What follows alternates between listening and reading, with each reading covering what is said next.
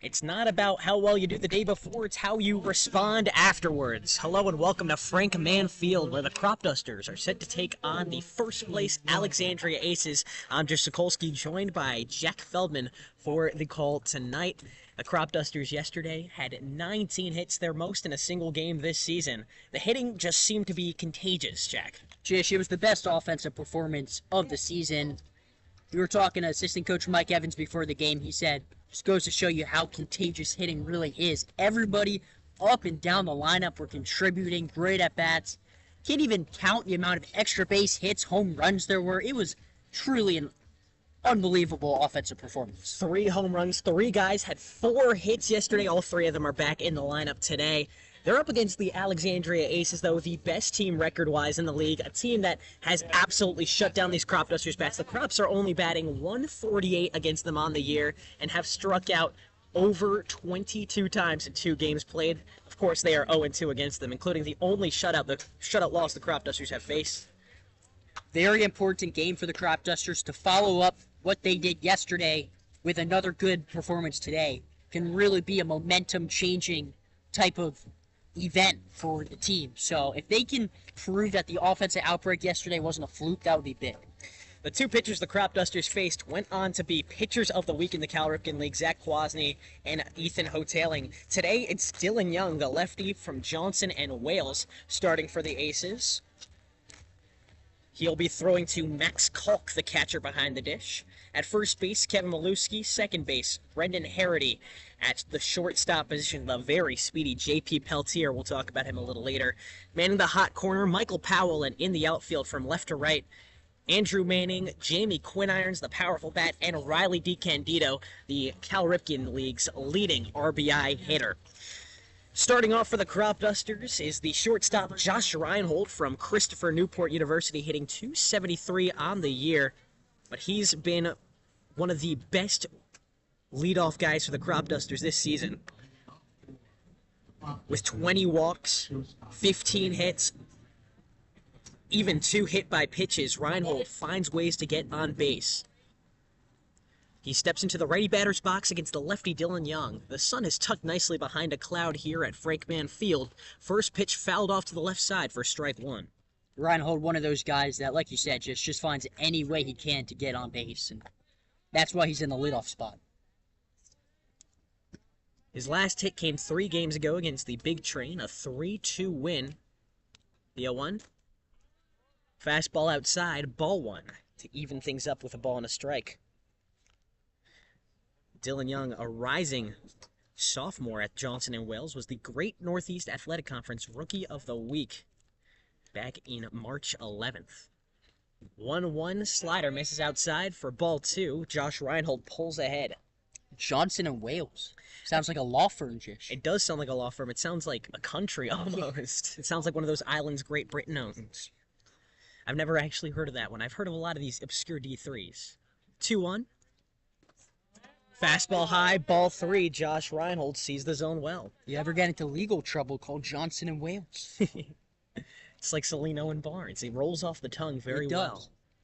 3-1 the count for Reinhold. The pitch. Swing and a cracked fly ball deep into right field. DeCandido settles under it, makes the grab above his head for out number 1, but a hard hit ball from Josh Reinhold could set the tone for the rest of this lineup. Speaking of hard hits, Ehi Akoje is up to bat for the Cropdusters in the designated hitter spot tonight. He hits .245 on the year, but if you could have a stat for exit velocity off the bat, he'd probably be towards the top of the league, consistently around that 100-mile-per-hour mark. First pitch, a swing and a miss on a low fastball for strike 1. The amount of hard hit balls Akoje has had that have been right at outfielders is really astonishing. A lot of line outs. Typically to left, he's a pull hitter. 0-1 misses outside. Ball 1 to even things up with a ball and a strike. Still just 1 out in the top of this scoreless first inning. Young in 6 innings this year has a 12 ERA. That's 8 earned runs in 6 innings pitched, 6 strikeouts to 6 walks. 1-1. Swing and a miss, strike 2. You're the math guy out of this duo, Jish. I'm the stat. That's your job. I'll take that. I can add 2 plus 2. That's what I can bring to the table. 1-2 the count. The pitch. Okoje lines one over the head of Peltier at short and puts it into the outfield for their first hit of the day. The Cropdusters are off to a hot start. We'll see if that can be sustained. And it'll have to be sustained by the Shippensburg left fielder Bryce Herb, hitting in the 3 spot tonight after a monstrous 4-for-5 day yesterday.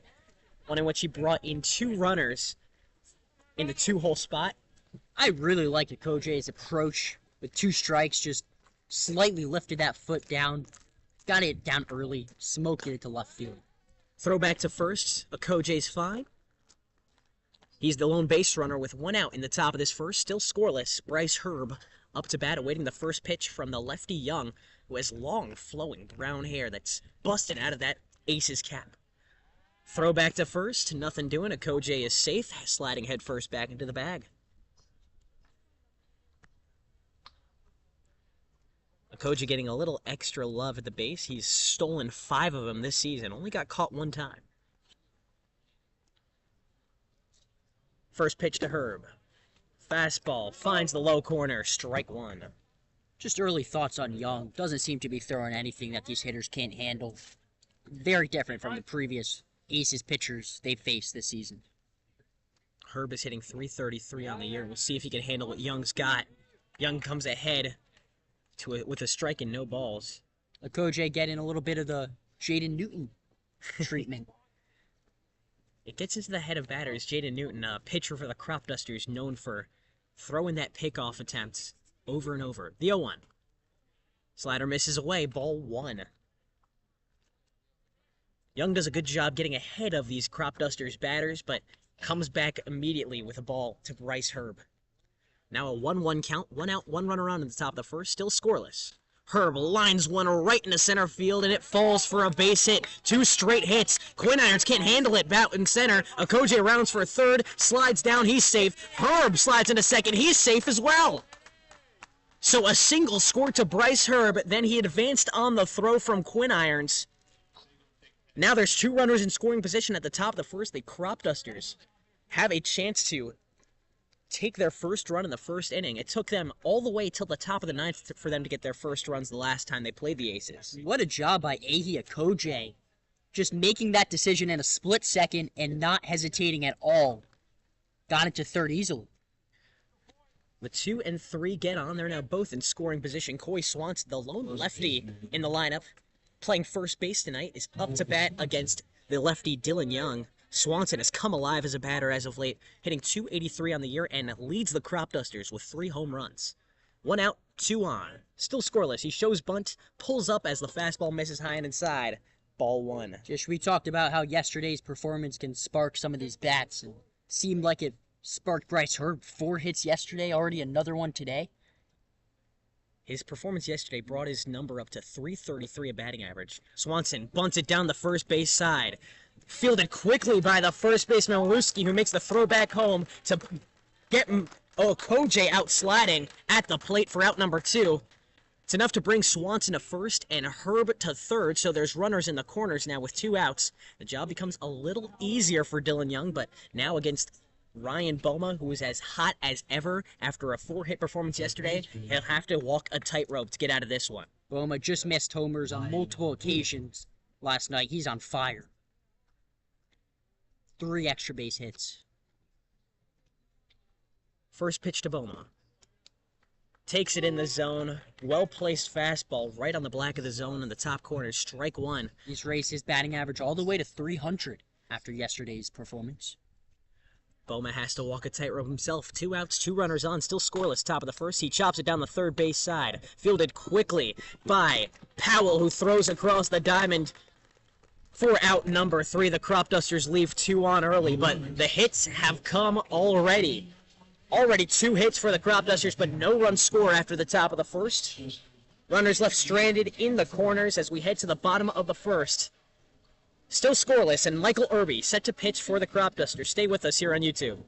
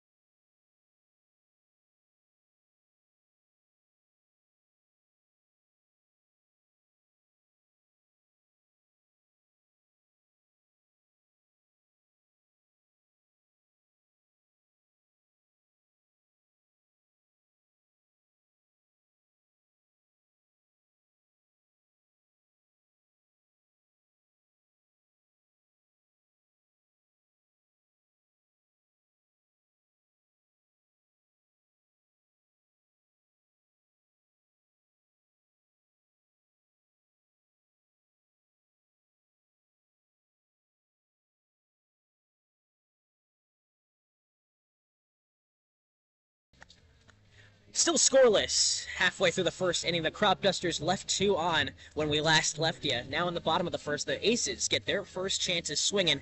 I'm Jish Sokolsky, joined by Jack Feldman. On the call for this one on YouTube, Michael Irby, the ECU righty, starts for the Cropdusters today. And Jack, he's been one of the Cropdusters' premier pitchers all season long. He really has. He's been purely a starter for the Dusters, and he's been, if not their best pitcher, one of their best pitchers, looking to provide another ace-like performance against the Aces tonight. Jack, he hasn't been quite a pure starter. 4 appearances, 3 starts, 14 innings pitched. That is the second most on the team. Only 5 earned runs in that time span with 11 hits. 7 walks, but 14 strikeouts. Michael Irby has picked up a save in his time with the Cropdusters as well. He's one of the best pitchers the Cropdusters can throw against an Aces side that has hit .302 against their other pitchers this season. It starts off with J.P. Peltier, the shortstop. He leads the Cal Ripken League in stolen bases, hence why he is leading off for them tonight. The righty steps into the zone to face the righty from ECU. Irby kicks and deals.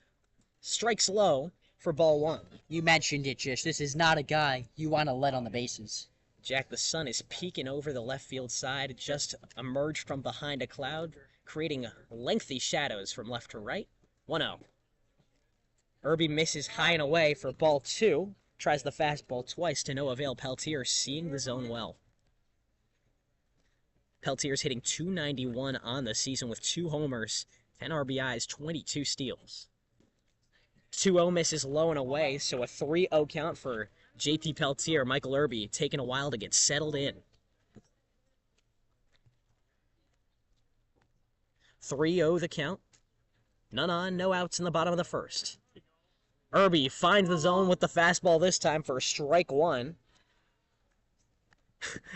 With a loud scream from the Cropdusters bullpen. They got talked to before the game, and one of their players got ejected by a first base umpire. 3-1, misses low and away, ball 4. J.P. Peltier takes a base, and he's always a threat to steal. Yeah, you know, we've seen a lot of wacky things this year.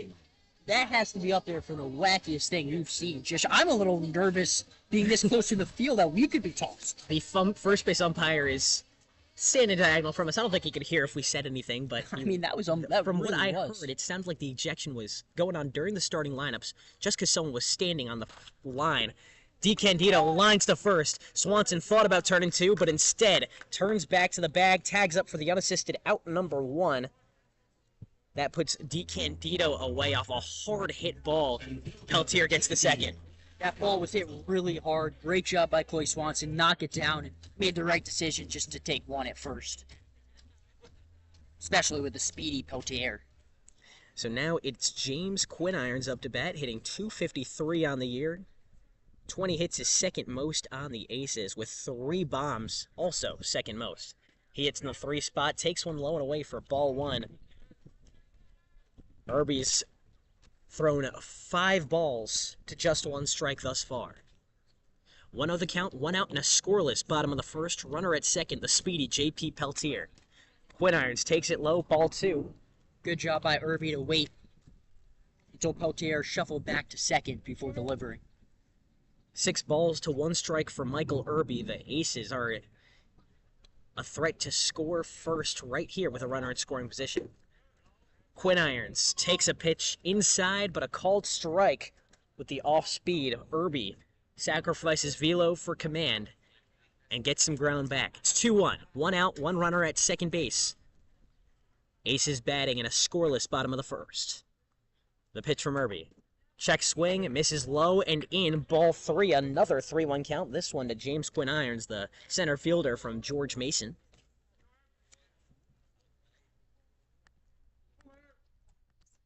Quinirons has walked twice against the Cropdusters in 2 starts. Fouls off the 3-1 to bring the count full. A loud pop of the bat. So 3-2 is the count, with 1 runner at second base, J.P. Peltier. Just 1 out to speak of in the bottom of this first. Irby looking for his first punch-out, and number 15 on the year. 3-2 the count, runner goes. Swing and a pop fly sent foul. Peltier has to run back to second, and Jamie Quiniron stays alive at the plate, fouling off the 3-2. It's a lucky break. Peltier got a great jump. He was halfway to third base before Irby even delivered the pitch. There would have been no play for the catcher Connor Spellman to make, Jack. He was already at that bag. Full count. 1 out in the bottom of this scoreless first inning. Irby takes a look back at second, where Peltier stands 2 strides away from the bag. Hitting a ground ball to third. Boma fields it on the ground. The throw across is on time, and Coy Swanson keeps the tippy toes on the bag for out number 2. A little bit of interesting mix-ups in the infield, Jack. Ryan Boma playing second base. Kevin McMeans, typically a third baseman, getting his first start at second base tonight, with Coy Swanson, who has played most of his games in the outfield, starting at first base. He's looked pretty good thus far. He has. And Kevin McMean's a guy. He can play anywhere in the infield. Very smooth. Brings up the cleanup hitter. Kevin Maluski takes an off-speed inside for ball 1. Maluski hit a home run in the first game between the Cropdusters and Aces that went almost 450 feet over the left field fence back at First Responder Field. The 1-0. Swing and a ground ball hit foul for strike 1. He's got a very powerful and fast swing, just a little late on that pitch from Irby. Maluski's homer at Serpro Stadium had to be the furthest homer we've seen. There was never a doubt as soon as it left his bat that was going all the way to Yucatan. Magnificent home run. 1-1 the count. 2 outs and 1 runner on at second. Still scoreless in the bottom of the first. Irby steps off to keep Peltier glued. Irby paying a lot of attention to Peltier, rightfully so. One of the better base runners in all of the Ripken League. Maluski, the big righty from Seton Hall, stands at 6'5". Irby himself stands at 6'5", so a batch of height. The 1-1. Swing and a ground ball hit to Boma. He fields it off the hop at third. Throws back to first. The low throw is swallowed in by Coy Swanson for out number 3. Another 5-3 ground out to end the first inning. Still, with no runs on the board for either side, Ryan Bowman makes 2 great plays to put this inning on ice. Cropdusters bats get going again at the top of the second inning. They already got 2 hits, Jack. They'll look to add even more. To the top of the second we go. Jish Sokolsky and Jack Feldman on the call.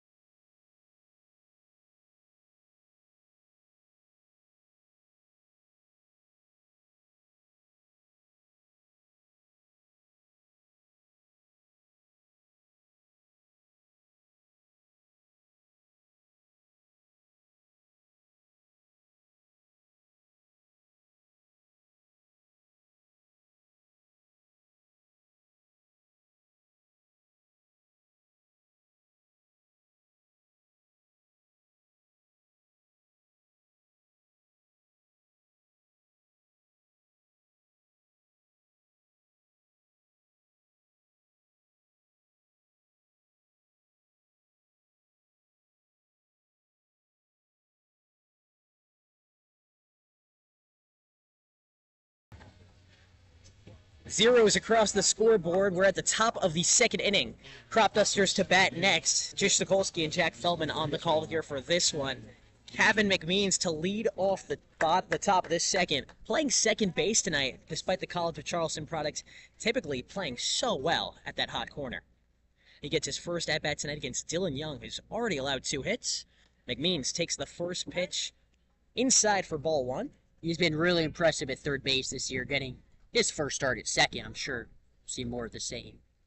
McMeans hitting 167 on the year, but one of those hits, a home run. The 1-0, a loud swing and miss for strike 1. McMeans' most recent hit was the game-winning RBI against the Big Train a few days ago. A single to bring around the third runner. The Cropdusters went on to win 3-2. Young misses low with the sinker for ball 2. 2 balls to 1 strike for the leadoff McMeans. Still no score in the top of the second inning. The 2-1. Fastball low, ball 3. Dylan Young has yet to throw a walk so far today, but he's one ball away from putting McMeans on for the first time. The 3-1 misses low, ball 4. Kevin McMeans takes a base. Great at bat by Kevin McMeans. Worked the leadoff walk to see if this bottom of the order can do some damage.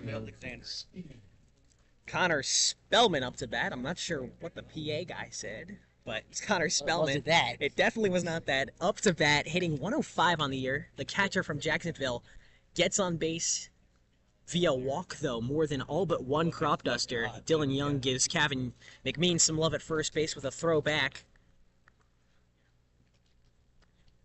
Spellman walked 3 times at his last start versus Big Train. Something we've been used to seeing from the Jacksonville catcher.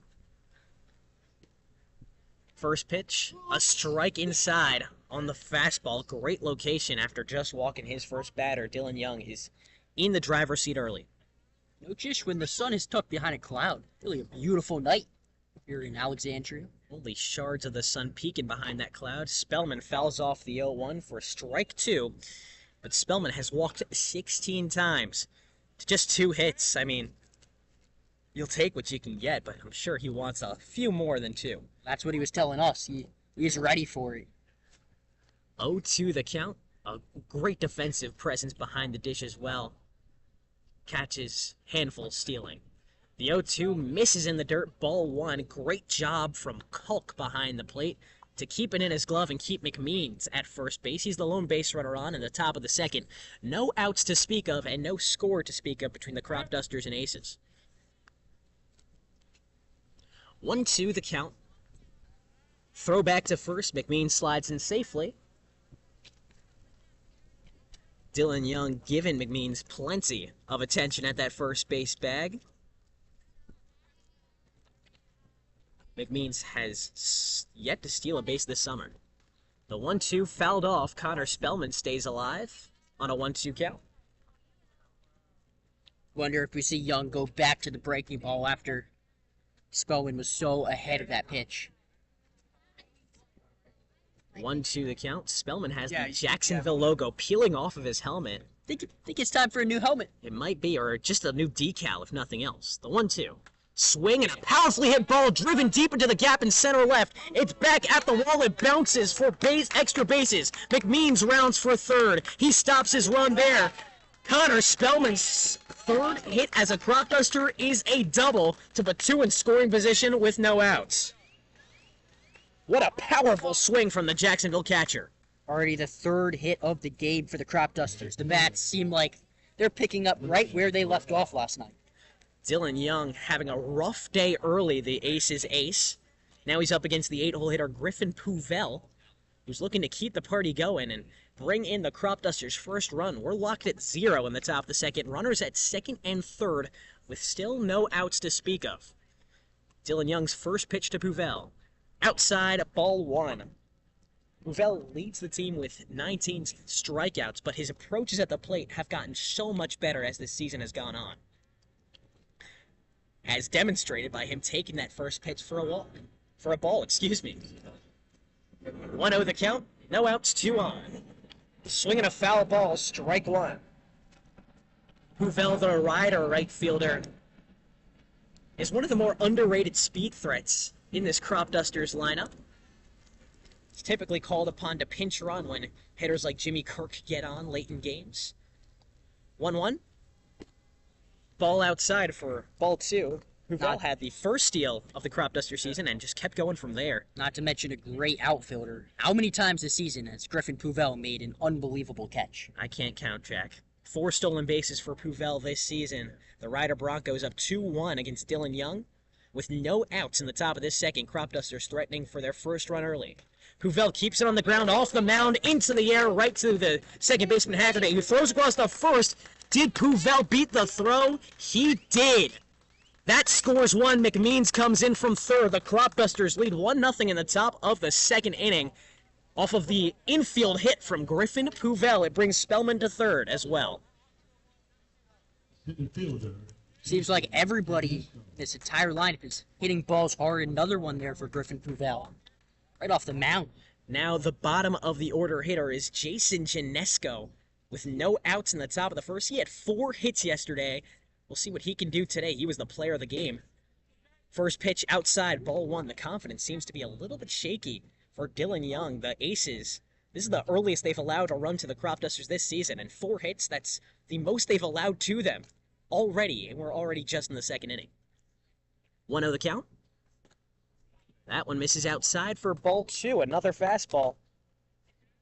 Janesco has a great approach to the bag after striking out quite a few times early on in this Cropdusters career. He's really putting the pieces together.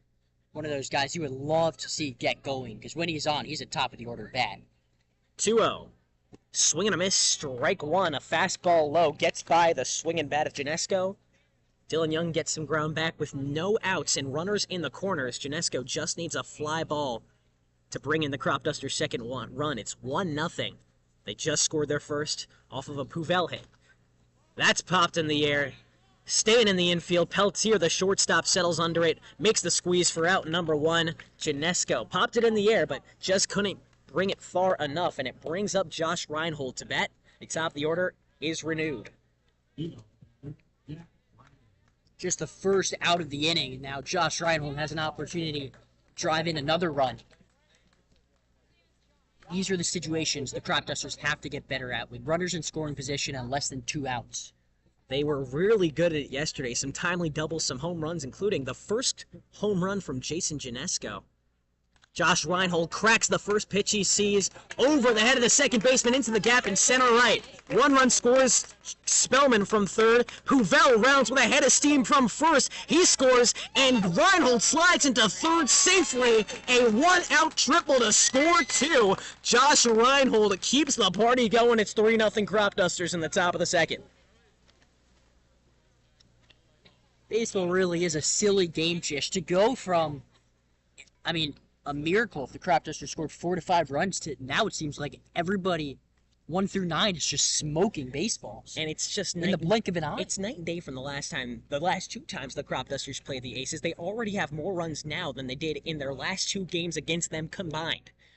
0 runs, infamously, in the first game against the Aces. The second time when they played here at Frank Mann Field, only dropped 2 runs. Both of those came in the final inning, and what could have possibly been a Cropdusters win, they just could not hang on. Now they're up in the driver's seat and swinging hard. Josh Reinhold just hit a triple to score 2. The Crops lead 3-0 in the top of the second. Ahia Koje up to bat. Got the party started with a base hit in his first at-bat to the left center gap. We'll see what he can do with 1 out and a runner at third. Swing and a high fly ball deep into left. It's traveling back there. The left fielder isn't going to make a play. It's out of here. Ahia Koje slams in a 2-run shot in the top of the second inning. It's 5-0 Cropdusters. Ahia Koje, how about your first home run as a Cropduster?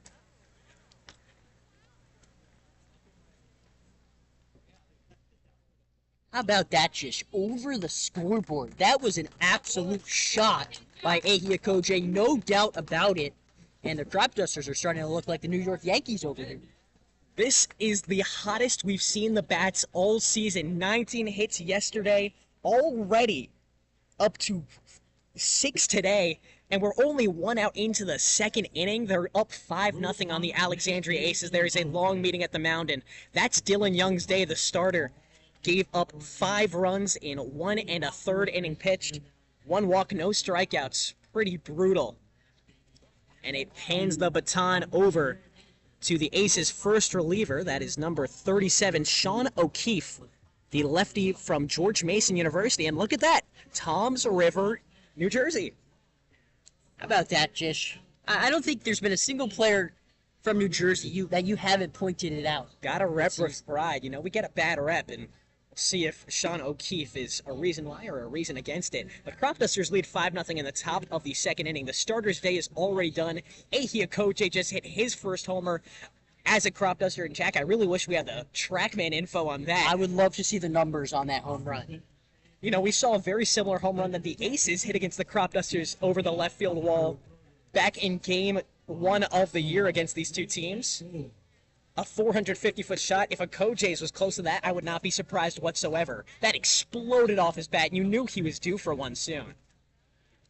He hit 8 home runs this past spring at Hartford Community College and now gets his first in Cropduster yellow. It was a bit of an up-and-down start for Okojay, but he's really putting the pieces together. Scored 2 RBIs against the Big Train in a 3-2 win over them a few days ago. Now has 2 RBIs off of 1 swing. He's 2 for 2 on the day. Okojay is really hot to start. Andrew Manning, who's manning left field for the Aces tonight, took about 2 steps back and stopped dead in his tracks. He knew that ball was gone. Into the trees. Cropdusters already have 5 runs on 6 hits.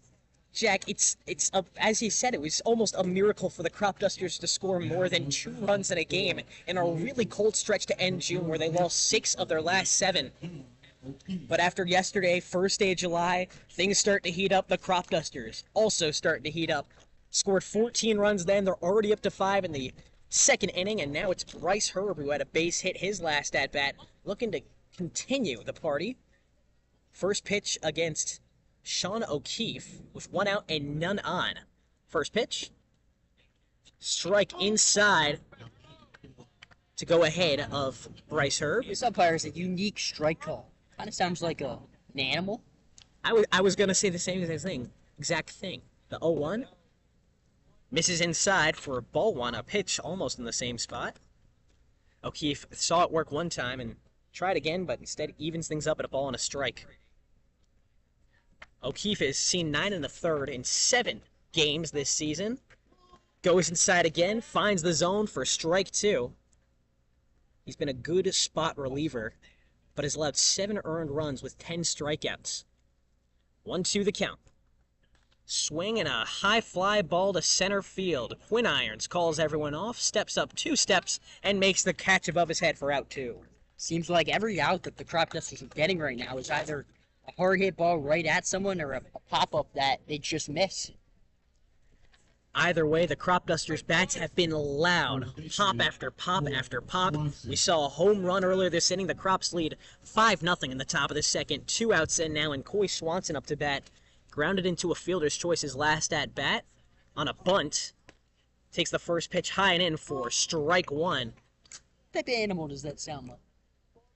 I'm thinking almost a Yeti. Like a little, A Yeti? I don't know. I don't know what Yetis sound like. 0-1 the count. 2 outs. Second pitch, inside for strike 2. The umpire also waits quite a bit before making the strike call. Like a wounded deer? Elk of some You got to sort? be careful with what you say. The umpire's already ejected someone. It would be bad if they ejected us. 0-2, swing and a miss. That's the inning. Coy Swanson goes down on strikes to put this inning to bed, but the Cropdusters exploded for 5 runs. They lead by that much as well. To the bottom of the second we go, where the Aces have a chance to respond. One of the best teams in the league for a reason. We'll see if Michael Irby can shut them down yet again. Jish, Sokolsky, and Jack Feldman here on The Call on YouTube. Stay with us.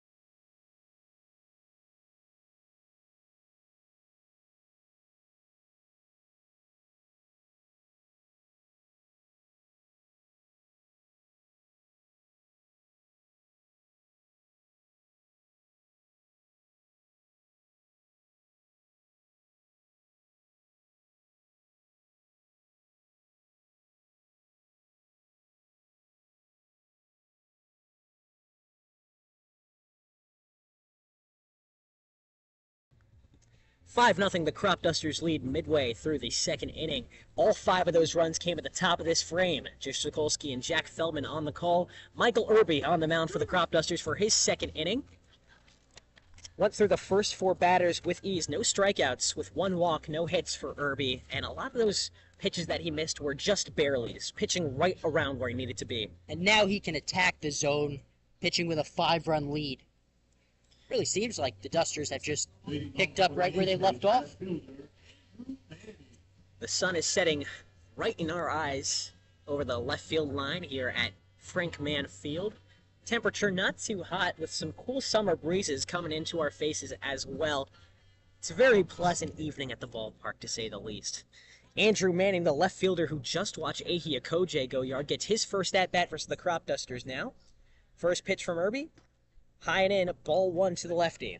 Whoa. What was that walk-up music? Was that a... That was Creedence Clearwater Revival, Fortunate Son. It's one you hear in a lot of Vietnam movies. Yeah, and he's going to Navy, so... He does go to Navy. Checks out. 1-0. Takes a pitch on the outside corner. Strike one. Irby attacks with the slider. That pays dividends. He's not just any Navy ball player. He was the NAAA Rookie of the Week back in May 13th in crunch time of the season. He contributed big as a freshman. The 1-0 skips low, ball two. Manning pulls ahead of Irby. Doing some grilling behind us, Jish, gotta be honest. Smells It great. smells incredible. The sights, the smells, the sounds, you get everything when you listen to our broadcast. Thanks for tuning in here on YouTube. We're at the bottom of the second. It's a 2-1 count for Andrew Manning with no outs and none on. Irby finds the zone again, strike two. Manning and Irby doing battle, and they are locked at a ballerina count, 2-2.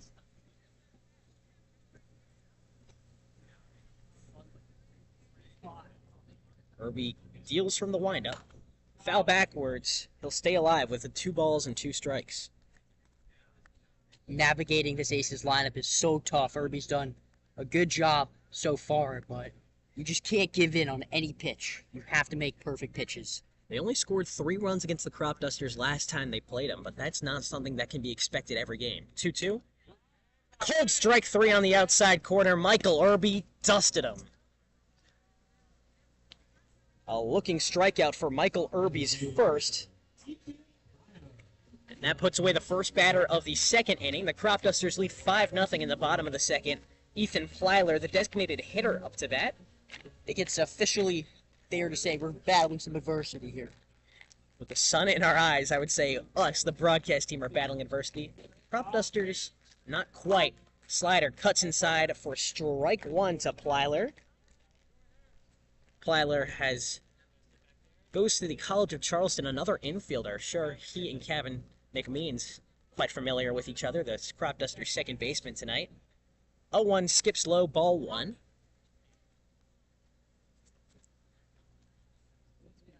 Plyler has played in 2 other games against the Cropdusters at second base. 1 for 7 in that time, but 2 RBIs with a run.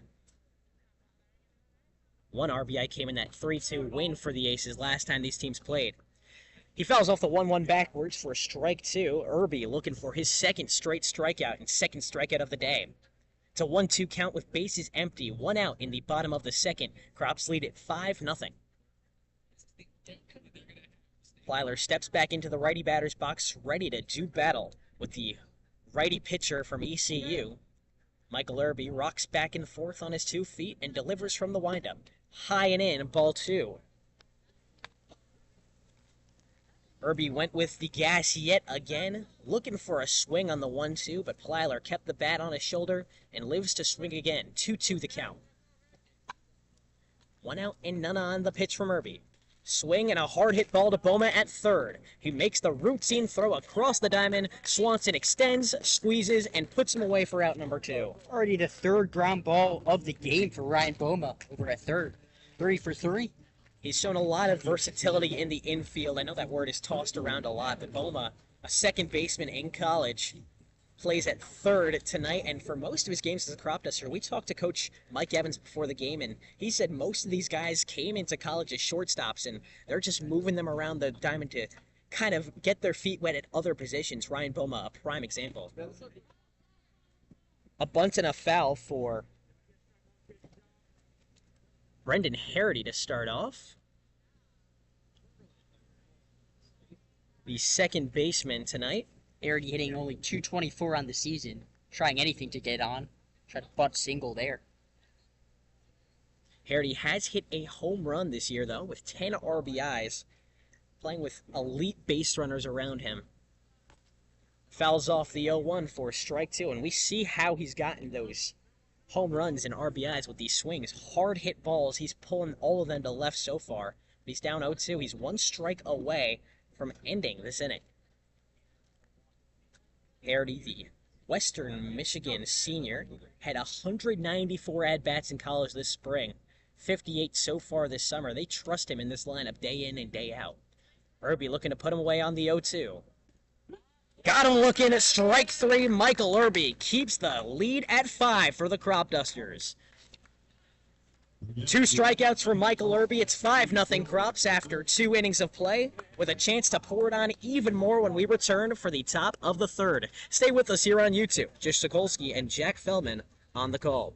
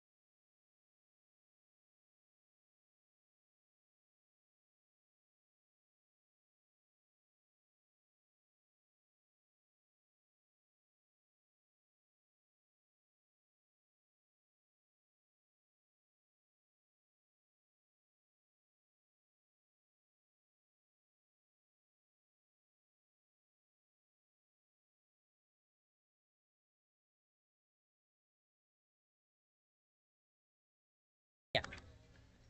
5-0 the Cropdusters lead after the second inning. Jish, Sokolsky, and Jack Feldman on the call. Ryan Boma to lead off this 5th inning after collecting 3 ground outs already on defense. Still looking for that first hit on offense after having 4 of them yesterday. Really excited to see his performance today. First at-bat against the reliever, Sean O'Keefe, who came in for the starter, Dylan Young, last inning. Only went 1 1/3, but allowed 5 runs in that second inning. First pitch, a ball high. The second, a strike down low. O'Keefe working north and south. Boma yet to swing. He looked so locked in yesterday, Jish. 3 balls all off the walls. The 1-1 cracked right into the glove of the third baseman, Powell, who throws across the diamond, but Boma beat it. A bang-bang play at the plate, but tie goes to the runner. Ryan Boma beat out the throw after making Powell lay out at the hot corner to make the play. Boma gets his first hit of the day. Everything coming up the Cropdusters right now. Ryan Boma showcasing the speed a little bit. And another hard-hit ball. It's Kevin McMeans is back up to bat. He walked on a 3-1 his last at-bat, came all the way around to score the first run of the day. He's got Ryan Boma at first base. O'Keefe, the lefty, gives him a look. No outs in the top of the third. McMeans takes it high, ball 1. We saw Ryan Boma a little earlier in the season have a little bit of trouble with some leftist pickoff moves, so we'll see him stay close to the bag here. Boma no steals so far this season. McMeans cracks one foul to the left side for strike 1. Hit right into the North Virginia sun. Really coming down hard in our faces. About 5 feet from the peripheral left of the foul pull out in left field. Yeah, I'm going to need a cloud to clutch up here soon. 1-1 the count. No outs in the top of the third. The Crops lead 3-0. Ryan Boma, the lone base runner at first. McMeans takes it low and away, ball 2.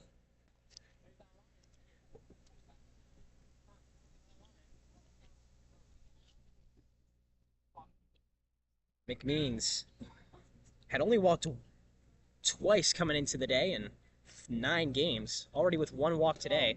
He's looking for walk number 4 as a changeup misses inside off the glove of Kalk behind the plate for ball 3. But Boma decides not to move. He's glued at first with a 3-1 count and no outs back at the bag. McMeans in the righty batter's box dealing with the lefty. Here's the 3-1. Swing and a foul ball, strike 2. And Jack, there's only one lefty in the Cropdusters lineup today. So far, the Aces have thrown out 2 lefties, and the Cropdusters have jumped all over them. Already 7 hits today. 6 coming against the starter, Dylan Young, and 1 already this inning against Sean O'Keefe. Full count, though. No outs and a runner at first, Ryan Boma. The pitch from O'Keefe. Swing and a grounder kept to short. Peltier can't handle it at short. The throw to second is on time for the fielder's choice, but Kevin McMeans runs to first without a throw to be made in his direction. A fielder's choice brings 1 out on the scoreboard and keeps a runner at first, while Ryan Bowman is sent to the dugout. And this is what we needed to see after yesterday's game. Just the offense to continue what they did, and they've done just that. This is about as best case scenario it gets. Connor Spellman had his first double in his last at-bat. He's got a runner at first with 1 out. Takes the first pitch high and away for ball 1. Classic Connor Spellman at bat, long, drawn out. Puts a golf ball in the gap. Golf ball in the gap. Great alliteration, Jack. 1-0 the count. 1 out, 1 runner on. 5-0 your score in the top of the third. Cropdusters lead. Spellman takes another pitch outside for ball 2. The righty seeing the pitches from the lefty well. I can't take credit for that. That's not what I meant to say, but take it. 2-0 the count. 1 out. Swing and a miss. Strike 1. That was the pitch he wanted. A fastball right down the middle. Spellman looked for another big swing, but instead comes up with a big miss. 2 balls, 1 strike. 1 out, and McMeans, the lone runner at first. O'Keefe gives him a look. McMeans goes. Ball misses outside. McMeans slides down. The throw gets away from the shortstop. McMeans wants 3 now as there's no middle infielder to field it, and he gets there. A successful steal, and then McMeans gets the third off the error, puts a sacrifice fly in play with just 1 out. And now 3 balls for Connor Spellman. We saw McMeans do that right here. We saw Kojay do it earlier in the game. Cropdusters being very aggressive on the bases, and it's paid off so far. 5-0 the Cropdusters lead. A runner at third. 3-1 the count for Spellman back at the plate. O'Keefe delivers the 3-1. Takes it low and in. Connor Spellman does what he does best. Takes a base via walk. So it puts the double play back on the table for the Aces if they can muster it, and they might be able to with Griffin Puvel up to bat. His last hit, an infield single that brought in a run. Aces had the entire infield in. Now they're just going to go corners in with the double play. 1 out, 2 on. Puvel takes the first pitch high and in, ball 1. Puvel came all the way around to score as well on a single to the second baseman. 1-0 the count. Crops lead 5-0. Hit on the ground again. That one just barely bounces foul down the right side for strike 1. Puvel sent a bouncer on the ground that hugged the line all the way up into that bag. About 3 feet away from it, skipped over, landed foul, and that's a blessing for Puvel, who could have seen a double play turned. 1-1 the count. 1 out, runners in the corners. Crops lead by 5 in the top of the third. The pitch. Puvel takes it high and in, ball 2. Puvel had this very same count when he collected his base hit his last time up, and now there's a meeting on the mound between O'Keefe, catcher Kulk, and the manager. O'Keefe just falling behind a lot of hitters. When you do that, you can't really utilize all your pitches. It's happened in the last 2 batters. Drew a full count to McMeans. Walked Connor Spellman. Is now down 2 balls to 1 strike to Griffin Puvel. We've got some delicious brownies sitting We in front do. of us. We indulged in those before the game. We each had one. They are for the players. I told them that they can get brownies if they hit like they did yesterday. So far, so good. They're earning their brownies. They are earning their brownies today so far. 2-1 the count. Shout out to Brian Brewer's mom, Megan Brewer, my host mom this summer, for whipping those up again. 2-1. Swing and a powerfully hit ball driven to left. It falls for a base hit. McMeans scores from third. Connor Spellman advances to second. A 1-out single from Griffin Puvel sends in another runner. He's having a great day. 2-for-2 start to Griffin Kubel. We've seen his hits come in bunches. He had the 4-for-4 day against the Braves earlier this season, and on track for another one so far. So the Crops now lead 6-0 in the top of the third inning. They've scored in back-to-back innings. Sean O'Keefe puts 2 runners on at first and second. Jason Janesco up to bat. Popped out his last time up. The first out of the second inning. Now with 1 on the scoreboard, he takes 1 low and in for ball 1. Breaking ball doesn't fool Janesco, who had 4 hits, including his first Cropdusters home run yesterday. Looking for his first today. 1-0 the count. He struck out in his first at-bat, so perhaps a good omen that he didn't get on bases last time up. 1-0, 1 out. 2 high, ball 2. Janesco playing center field tonight. He's played all 3 outfield positions, and for great reason. He's got wheels that can run up probably from one foul pole to the other within a good 30 seconds. 2-0. Misses high again, ball 3. O'Keefe 1 ball away from loading the bases with 1 out in the top of the third. Crops already lead 6-0, and there's a chance it can get even worse with the top of the order looming. 3-0, 1 out. Josh Reinhold on deck, the top of the order hitter, had a triple his last at-bat. Swing and a miss, strike 1. You don't blame Janesco for trying it, though. With 3 balls and no strikes, he can afford to go behind to give up a strike. Janesco adjusts to the low, steps back into the righty batter's box to face the lefty again, now down 1 strike. O'Keefe takes a look back at Spellman at second for dealing from the stretch. 2 high, 2 far in, ball 4, bases are loaded. Jason Janesco walks for the first time today. Huvel advances to second, Spellman to third. The top of the order is up. Josh Reinhold hit a triple to the right field gap last time up.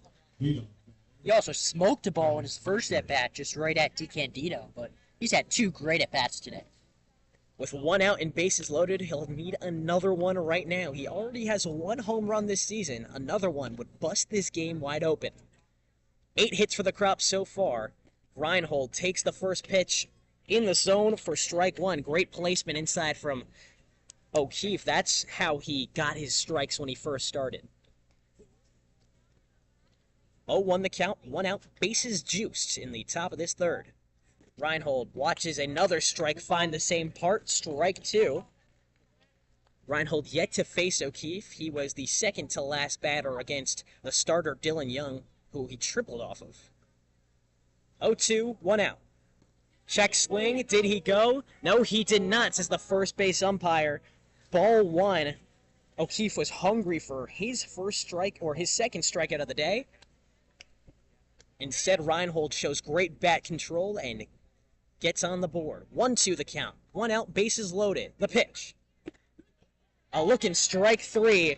3 straight strikes on the inner part of the zone. Sean O'Keefe has found his command in the top of this third. Just no breaks in this Cropdusters lineup right now. The 7, 8, 9 hitters are 3 for 4 with 2 walks to start the game. When you get that production from the bottom of the order, no wonder they're winning. Ahia Koje went absolutely berserk on a baseball his last at-bat. Sent in 2 off the home run ball. Takes the first pitch low and in for strike 1. A tape measure home run over the left field wall, over the scoreboard. Down 0-1. Looks at a pitch inside for strike 2. That's the pitch that O'Keefe has loved to go to. It's worked for 5 straight strikes. 0-2 the count, 2 outs, bases loaded. The pitch from O'Keefe. Swing and a hard hit ball to left. That is back at the wall. It falls for a base hit. Madden watched it go over his head. 1 run scores. 2. Puvel scores from second. Janesco coming all the way home from first, and he gets there. Ahia Koje, 3 for 3 on the day, sends in 3 off the double, and Jack, he is a triple away from the cycle in just the 3rd inning. Is that good? Jack, I'd say that's pretty good. Already up to 5 RBIs on the day. The Cropdusters lead 9-0 in the top of the third. Only 2 outs to speak of and another meeting of the mound. Sean O'Keefe, his day is going to be done after barely getting through 1 inning. They're going to have to clear out a lot of these bullpen arms night and day from the last 2 times these teams played. The Cropdusters well in the driver's seat now. And Okoje was due for a day like this. He's had a lot of hard-hit line drives right at the left fielder this season. And he's already put one over the fence and one over the left fielder's head. 4 have scored in this inning. The Crops are up to 9 runs on the day. O'Keefe is done. The Aces are scrambling for some help out of the bullpen. 3rd straight lefty for the Aces, William Crochet. William Crochet, what a name. He plays locally at George Washington University. His real name might be Reese, as it's listed on his college website. We'll have to do a little bit of William from that. Is that a nickname? Maybe Reese might be the nickname. I'm not quite sure. Could be a middle. I'm thinking a middle name. That makes more sense. Reese is a cool name, though. You think? Reese, I would say so. Reese Crochet, the 6'6" lefty from George Washington, which is not too far away from here in Alexandria. By far the tallest pitcher on roster for the Aces. Are we going Reese or are we going William? You got to make a decision here. So let's look at the Point Street website. Moment of truth. Reese Crochet says the PA guy. His real name is Reese. That's what we're going to go with. Another lefty for the Aces. We'll see if he does better than the last 2 lefties. It looks like he's throwing from a little more of a sidearm angle, Jack. It's always hard to hit off of him. With 2 outs, he just needs to get through 1 to leave Okoje stranded at second. How about the day from Ehi Okoje, though? How about it? 5 RBIs already today. He came into the day with just 4 on the year, so he's already doubled his totals in just 1 game. Cropdusters lead 9-0 in the top of the 3rd if you're just joining us over the Alexandria Aces, who, need I remind you, shut out the Cropdusters 7-0 earlier this year. 2 outs and 1 on in scoring position. Herb, the batter to face. First pitch fastly finds the strike zone. Strike 1. We saw Okoje, big power threat at Hartford Community College, so only a matter of time. Led that team in home runs with 8 of them. Now Herb, who only hit 2 in this spring, takes the 0-1 low and in for ball 1 to even things up. Herb is 1 for 2 on the day, but I guess for his standards as of late, that's a disappointment. He went 4 for 5 yesterday. 1-1 the count with 2 outs and 1 runner on. Pitch inside is counted as a ball. Ball 2. Herb had a hard hit ball to center field his last at-bat. Sean O'Keefe's first batter faced. He's now done. And the 2-1 nicks Bryce Herb in the shoulder. So he'll take first base on a hit by pitch. It brings up Coy Swanson in search of his first hit of the day. He's 0 for 2 so far. We're only in the 3rd inning. He's got his 3rd at-bat. So far, the top of the order, Reinhold, Okoje, and Herb have at-bats in all 3 innings. Only 3 Cropdusters without a hit so far. Coy Swanson steps into the lefty batter's box, takes the first pitch outside for ball 1, and he's the lone lefty in the lineup. So far, the Aces have thrown 3 lefties out. 1-0 the count with 2 outs, 2 on at first and second. Okoje at second, and Herb at first. Same slider this time, cuts into the top corner for strike 1. The wind is now blowing here at Frank Mann Field. A nice feel of the breeze, but the sun still beating right in our eyes over the scoreboard in left field. 1-1. Slider misses low and away for ball 2. Coy Swanson gets ahead. Struck out to end the inning his last time up. Now looking to keep it going with 2 outs in the top of this 3rd. He goes with the same pitch again. It gets away from Culp behind the dish. Wild pitch advances both runners into scoring position. Makes it 3 balls to 1 strike for Coy Swanson. Still with 2 outs, the Cropdusters lead 9-0 in the top of the 3rd. And they're just 1 Coy Swanson swing away from making it 11-0. 3-1 the count. 2 outs. Takes it outside, ball 4, Coy Swanson walks, and now Ryan Boma gets his 2nd at-bat of the 3rd inning. We're running out of room in the scorebook here, Jish. We have to do a little bit of scorebook magic. Bases loaded for the 2nd time this inning, but with 2 outs this time, Ryan Boma has a high-pressure situation on his hands with bases loaded. 1 hit already today, had 4 yesterday, takes the first pitch high and in, ball 1. Boma can do it all offensively. We saw him hit 3 balls to the wall yesterday and infield single today. 1-0 the count, 2 outs. The pitch. Low and away, ball 2. Boma is a walk away from making it a double-digit game. Cropdusters lead 9-0 with bases loaded and 2 outs. In the top of the third, it's 2-0 the count. The pitch from Crochet. High and in, ball 3. He's yet to throw a ball. But these Aces pitchers have not been throwing enough strikes tonight. 1 pitch away from the 10th run for the Cropdusters. Bases loaded with 3 balls and no strikes. Boma takes it at his feet. Ball 4. That brings in a Koje from third. Reloads the bases with 2 outs and brings Kevin McMeans up for his second go-around this inning.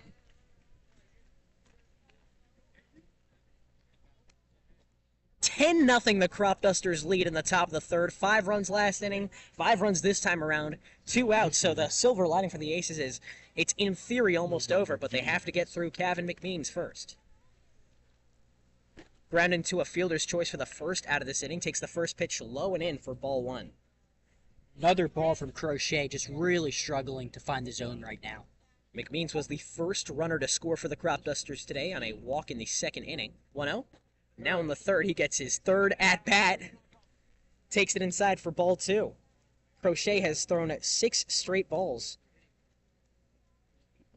Make that actually 9 straight balls. 2-0. Fouled backwards, strike 1. You'll take strikes where you can get them.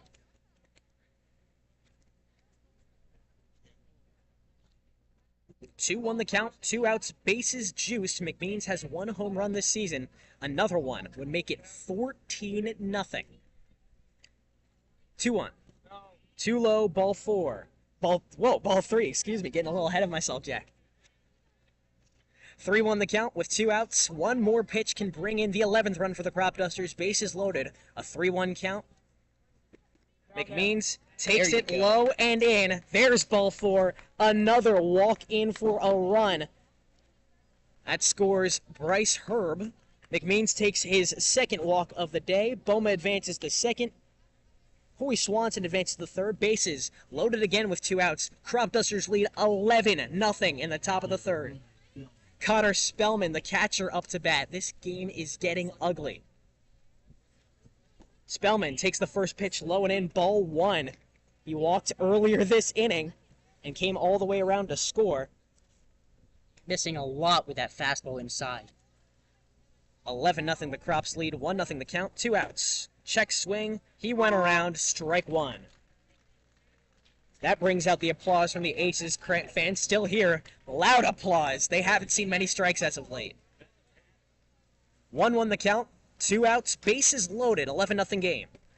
Spellman, check swing, but a called strike low and in. Now, Crochet is 1 strike away from ending the inning after throwing double-digit straight balls. 1-2 the count. Low and away, ball 2. Connor Spellman evens it up with a ballerina count. Connor Spellman 1 for 1 with a double and a walk. He's scored twice. The 2-2. Swing and a grounder hit down the third base line. It's hit weakly. The throw is not to be made. Back to first. An infield hit for Connor Spellman. Scores another. The Cropdusters lead 12-0 after Coy Swanson comes home from third. So now Boma takes his place at third. McMeans is at second. Connor Spellman's at first with his second hit of the day. And now Griffin Pouvel is up to bat. He's 2 for 2 with 2 singles, including one earlier this inning. It's getting late early. It's 12-0 Cropdusters. 10 hits already in the top of the third. First pitch to Pouvel. Foul backwards for strike 1. Cropdusters had 19 hits last night. No way they could do that again, right? Already 10. Already with 10. There's still 6 innings to play if they don't mercy them. 1-0 the count, 2 outs, bases loaded for Pouvel. Second pitch finds the zone at the top corner, strike 1. Do we know the official mercy rule? I believe it's 12 runs after 7, but don't quote me on that. I'll have to double check when we're off the air. 1-1. Pitch low for ball 2. Great take from Griffin Pouvel, who thought about swinging. Caught it at the last second. The sinker didn't catch him. Crochet, like his two predecessors, has failed to throw strikes. It's 2-1 with 2 outs. And a looking strike 3 gets Puvel back to the dugout. A loud applause from the home side here as the Aces finally stop the bleeding. 7 runs scored in the top of this third. 3 runners left on. So it doesn't quite matter. The Cropdusters are on fire. 26 runs in their last 12 innings. They cannot be stopped. Jish, Sokolsky, and Jack Feldman on the call for the bottom of the third when we return on YouTube. Stay with us. The Aces have a huge hole to crawl out of.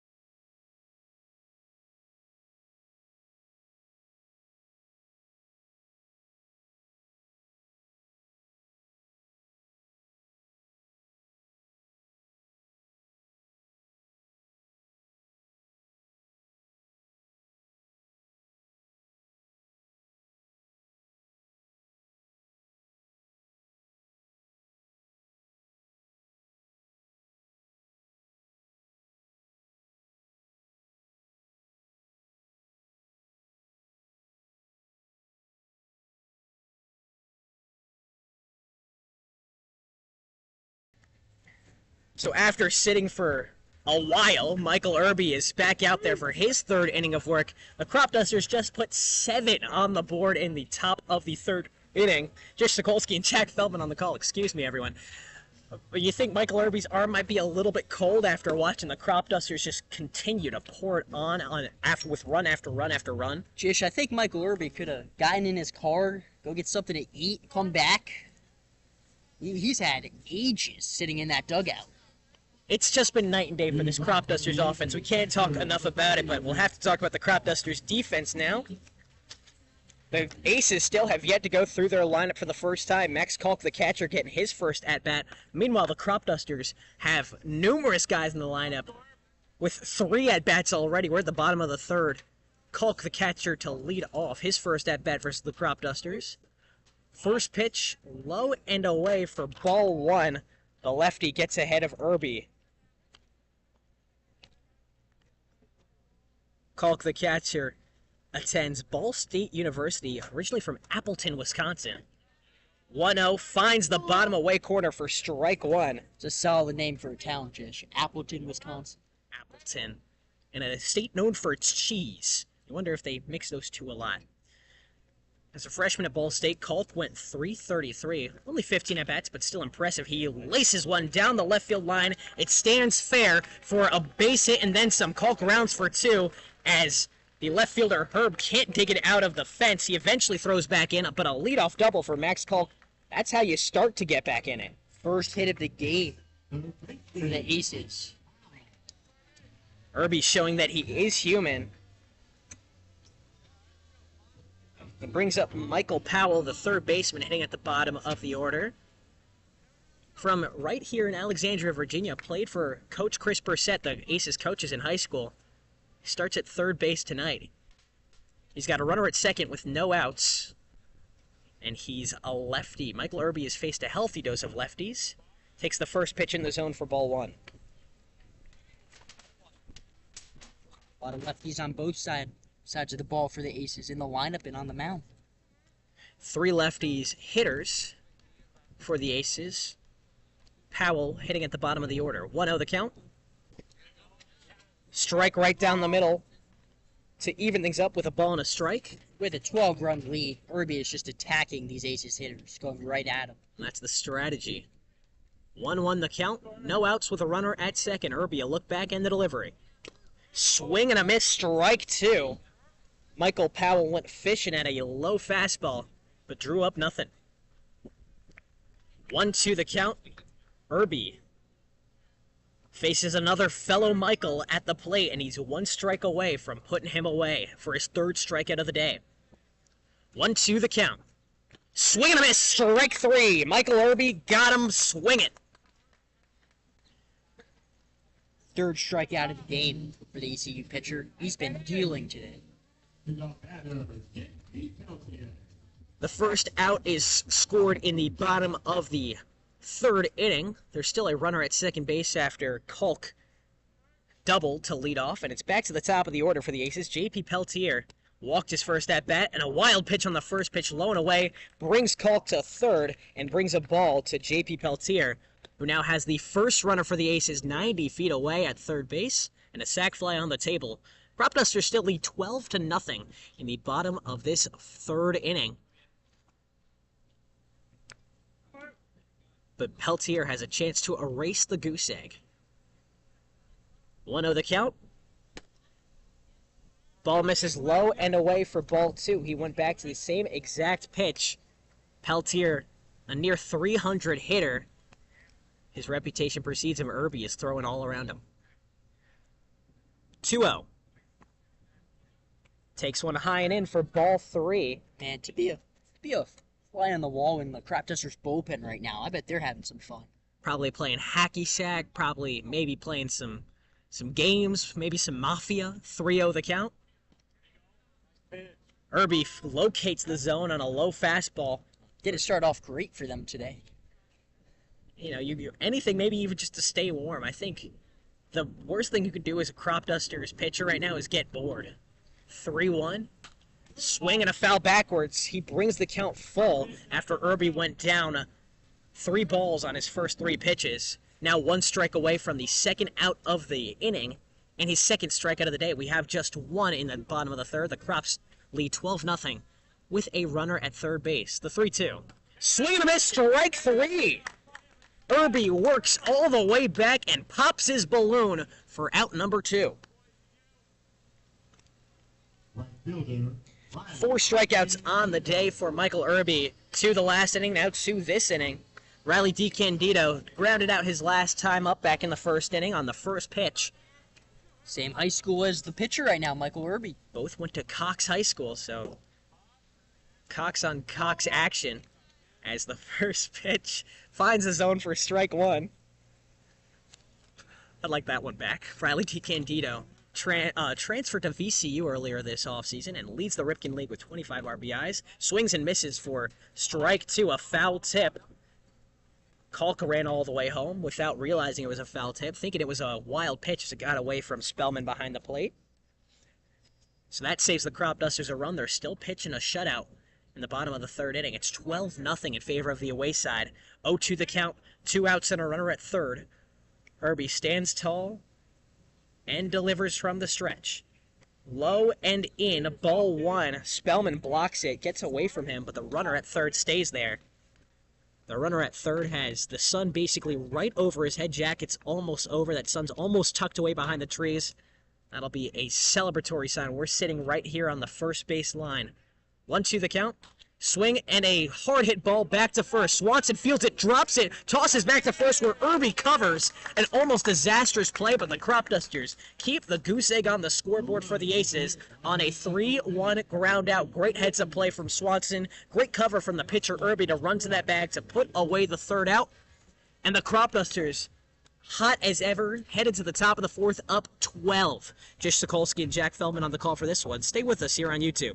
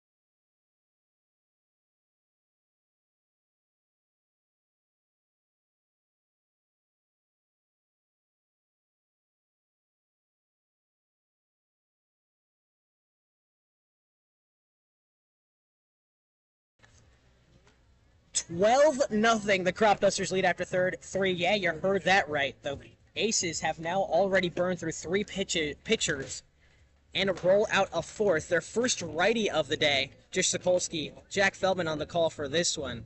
The next lamb to the slaughter is Quinn Yelland, the rising freshman going to University of Maryland this fall. And rising freshmen have had a pretty bad track record in this league, but going to the University of Maryland, they usually have some good freshmen coming in. Extremely competitive summer ball league. So hard for rising freshmen to be good. We saw yesterday a rising freshman, your buddy, Sam Mosman, give up 2 homers to the Cropdusters. A few days ago, we saw Jake Palante for the Giants allow the Cropdusters to almost come back in a 4-2 game, a 4-2 loss to the Giants. It's hard for the freshmen. The Cropdusters have a freshman of their own, Ben Christine, who might be the best we've seen so far. We'll see how Yellen does, though, in his first appearance against the Cropdusters. He's got 8 1/3 this season, 9 hits allowed, 5 earned runs, 7 total games. He's a side armor, and he delivers first to Jason Janesco, high and in for ball 1. The first righty, but the righty Janesco sees it better. Janesco walked in the last inning, came all the way around. Still looking for that first hit, though. Cropdusters have 10 of them today. Swings and misses at a low off-speed for strike 1. Really good slider by Yellen. Got Janesco fishing. A very slow slider as well. Janesco well out in front of it. 1-1 the count, none on and no outs in the top of the 4th. He swings through a slider again for strike 2. Jason Janesco made his Cropdusters debut here this very few. He couple did. Of weeks ago. 0 for 5 in that game with 3 strikeouts. 1 he'll want to have back. The 1-2. Swing and a foul ball. He'll stay alive at 1-2. And already, we've only seen 4 pitches from Quinn Yellen, but he already looks a lot better than what we've seen from the rest of the Aces staff thus far. He's doing a lot better job throwing strikes. Still very early on, but at least to Janesco. 1-2 the count. The pitch. Swing and a miss, strike 3. Jason Janesco goes down on strikes. To bring up the top of the order, Josh Reinhold getting his 4th at-bat in as many innings. He's 1 for 3 on the day with a looking strikeout last inning, but a triple earlier on the day. We'll see how he does against this side-arming righty. It's a busy scorecard tonight, Jish. Quinn Yellen is the 4th pitcher. He gets through a strikeout in his first batter. First pitch to Reinhold at the waist and in there for strike 1. It's hard when you're a righty dealing with a sidearm righty to see exactly where he releases. The downside of throwing that sidearm motion as a righty is you don't last long as Reinhold slaps one into left field and it falls in the gap. Madden had a hard time locating it, couldn't, and Reinhold reaches second base on a 1-out double, his 2nd extra base hit of the day. Yeah, it looks like, I don't know, the sun's coming at us, so that couldn't have been the sun. It wasn't in his eyes. It might have just taken... really got a poor jump on that ball. It might have been a weird path in the air, maybe a miscommunication with Quinn Irons, the center fielder, but Madden was not even close. Jumped to his left when the ball was traveling right.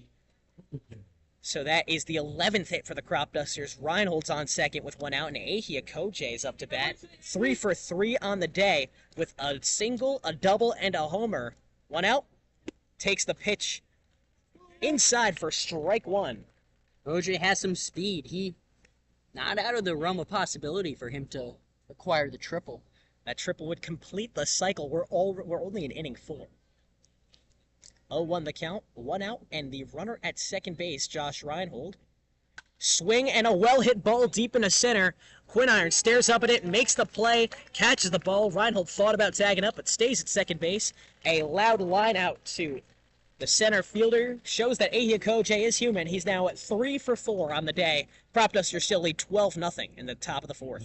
Another very good swing by Koje. If that was in the gap, Jish, that could have been that triple right there. You know he's thinking about it, too. That has to be some sort of record in the 4th inning. 4 at-bats at 4 innings. That's the same case for Bryce Herb,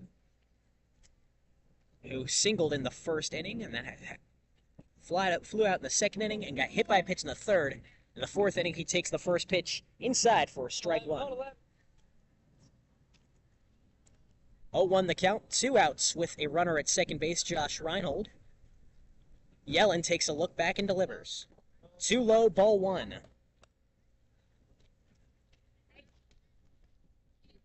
Herb evens things up with a ball and a strike. That's how all of his last 3 at-bats started as well. It takes Herb battles early and often. 1-1 the count, 2 outs and a runner in scoring position.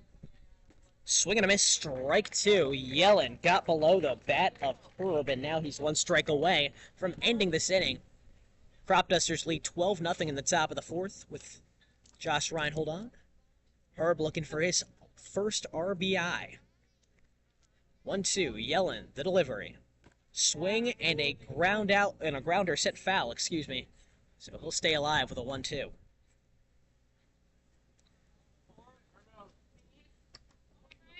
One, two the count. Bryce Herb has faced 4 different pitchers in 4 different innings. We'll see if Yellen has any success. The 1-2. Swing and a miss. Strike 3. Quinn Yellen already up to 2 strikeouts on the day. The Aces fans love it, but their team still trails 12-0. Midway through the 4th inning. No runs scored for the Cropdusters this time around, and the Aces bats have a chance to continue to dig out of this hole when we return for the bottom of the 4th. Jish, Sokolsky, and Jack Feldman on the call here on YouTube.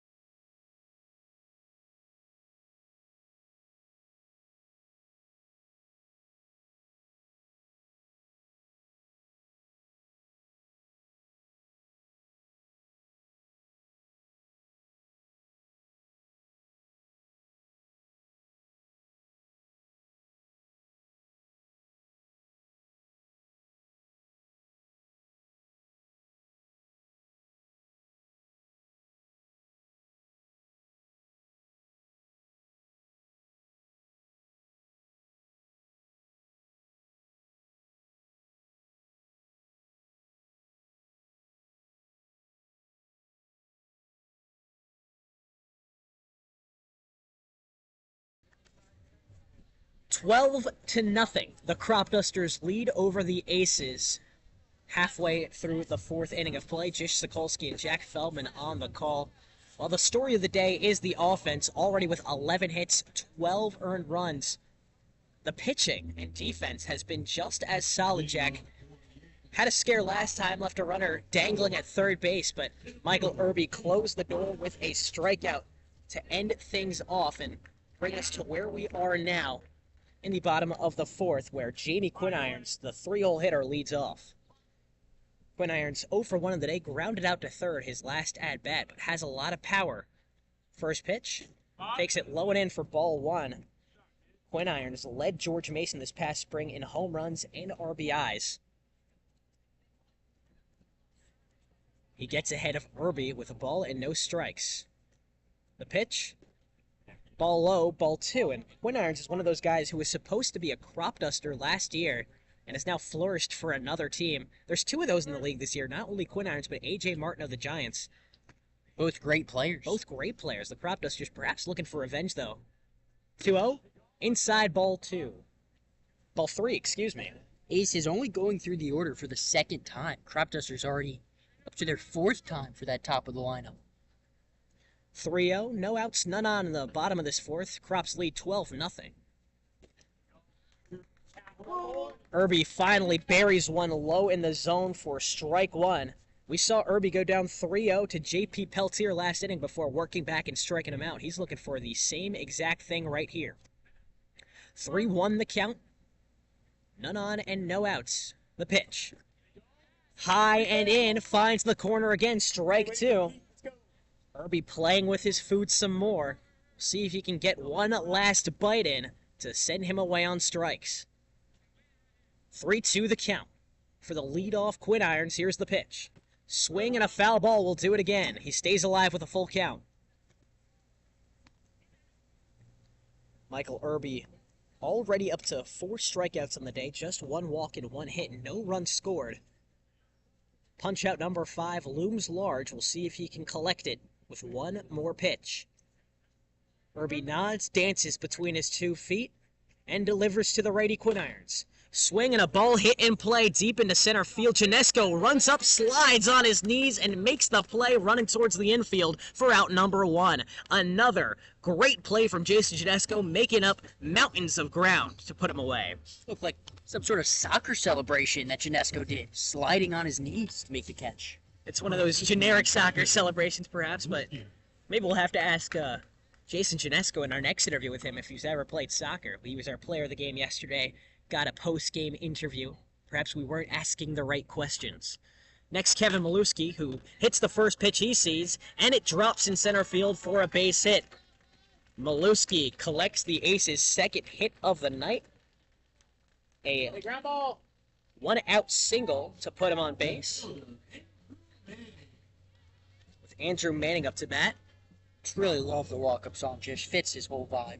I would say so. Well, I think that song is actually anti-military, if I'm not mistaken, or at least anti-Vietnam War. I don't know. Maybe it doesn't as a member of the Naval Academy, but it still sounds cool. First pitch low for ball 1. I was roaming around the Naval Academy the other day. Yeah? Earlier this week, Jish. Yeah, beautiful campus. Good trip to Annapolis? Oh, yeah, got some crabs. It's great. Nothing better than an Annapolis crab. Except for maybe a 12-0 lead for the Cropdusters, which is what they have in the bottom of this 4th with 1 out. 1 runner on, the pitch misses low for ball 2. Manning pulls comfortably ahead of Michael Irby, 2 balls to no strikes. He struck out looking his last time up. Milewski, the first baseman, the lone runner on at first base. Cropdusters are a ground ball away from ending it. Swing and a foul ball, strike 1, that spikes off the dirt backwards. A buddy that goes to Navy, Jish, and what he tells me is they have to have their bed made so pristine that what ends up happening is the cadets just end up sleeping on top of their bed. They don't even get into it at night because they don't want to have to make their bed again. That must be frustrating, especially in the wintertime when it gets cold down here in Maryland. A very disciplined idea, let's say, at the Naval Academy, and Manning's taken a very disciplined approach at the plate today. Despite the strikeout looking, he's up 2-1 on this pitcher. Michael Irby looking to get even. 2 balls, 1 strike, 1 out, and a runner at first. 1 out in the bottom of this 4th. The Crops lead by 12. 2-1 inside, ball 3. Michael Irby tried to limit the velocity, go with the command, but Manning steps back and takes a 3-1 count. 3-1, throwback from Irby, doesn't catch Milewski sleeping. He's safe, sliding back to first. Staying on the topic of Navy, Jish, my high school was originally a Navy prep school, so... Interesting. Once in a while, I'll get an old guy come up to me and say, thank you for your service. 3-1 the count. 1 out and 1 on. Swing and a ground ball hit right to McMeans at second, who throws back to first, but he is safe. McMeans thought he had to make the throw to second for the double play. Instead, the throw to first was the one to be made. So it only puts 2 outs on the scoreboard. The double play cannot be turned. Manning reaches first on the fielder's choice. Did a good job getting the lead runner. This is Kevin McMeans' first game at second base this season. It's perhaps just a little mental error, but something that he can clean up with more and more reps. 1 runner on, 2 outs. Ethan Plyler up to bat, takes a strike inside for strike 1 on the off-speed. It's the right play there, Jish. You can only get 1 out. You want to get the out in second. I thought he caught that line out. Did it pop into his arm? 0-1. High and in for strike 2. Yeah, no, that was a ground ball. My mistake then. Must have spiked off the dirt in a blink of an eye. 0-2 the count, though. Irby's 1 strike away from ending this inning. 1 runner on and 2 outs in the bottom of the 4th. The Crops lead 12-0. The 0-2. High and in. Gets away from Spellman, but he recovers quickly. Manning walks back to first after thinking about 2. That's the right decision, because Connor Spellman has a hose behind the plate. 1 ball, 2 strikes. Irby looking for a loud strikeout number 5 to end inning number 4. He rocks back and forth, the righty from the stretch. Got him swinging deep into right field. Puvel stares up at it, runs forward, and makes the squeeze for out number 3.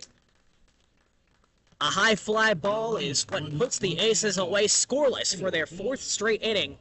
They'll have to put some runs on the board quick if they want any chance of catching up to the red-hot Cropdusters, who lead 12-0. To the top of the 5th we go. Jish, Sokolsky, and Jack Feldman on the call here on YouTube.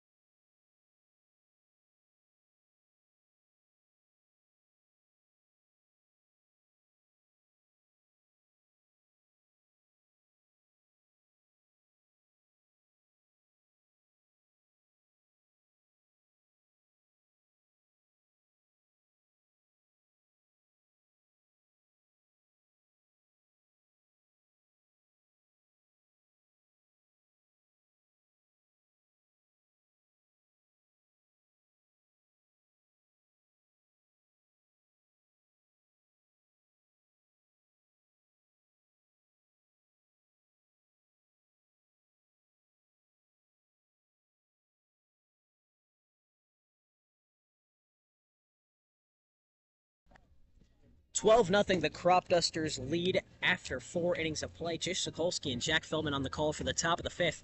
Cropdusters didn't score in the top of the 4th. That was their first time not scoring since the 1st inning, after scoring 7 and 5 in previous innings.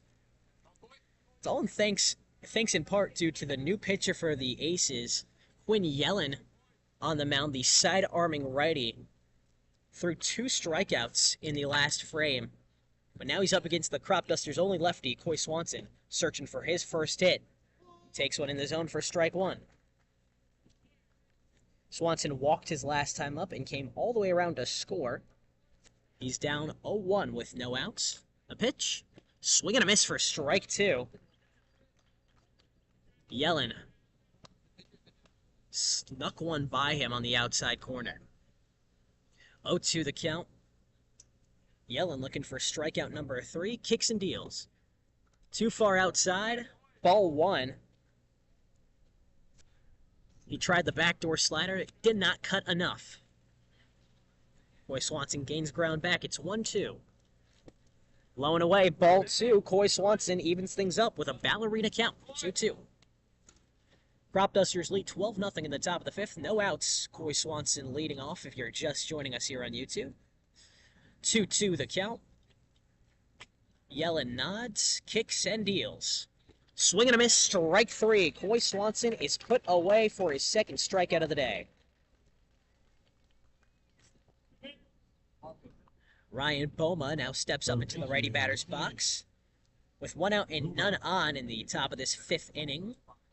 To see what he can do against Quinn Yellen. He already has 4 at-bats through 4 innings. He got all 4 of them in 3, though. Boma keeps it on the ground and sends it foul for strike 1. A hard hit ball, just a little too early on the swing.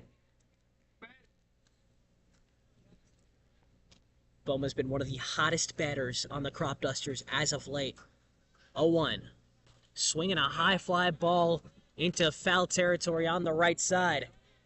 It falls just foul beyond the glove of the catcher.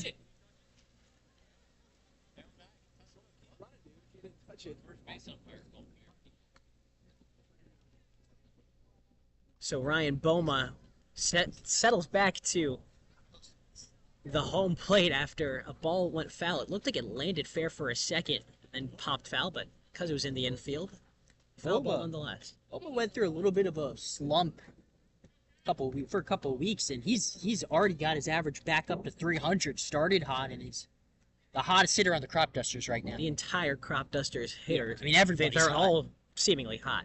0-2, ball low to get back in this count. 1-2 for the Frostburg third baseman. We're seeing everybody get hits up and down the lineup. 1-2. Ball low and in.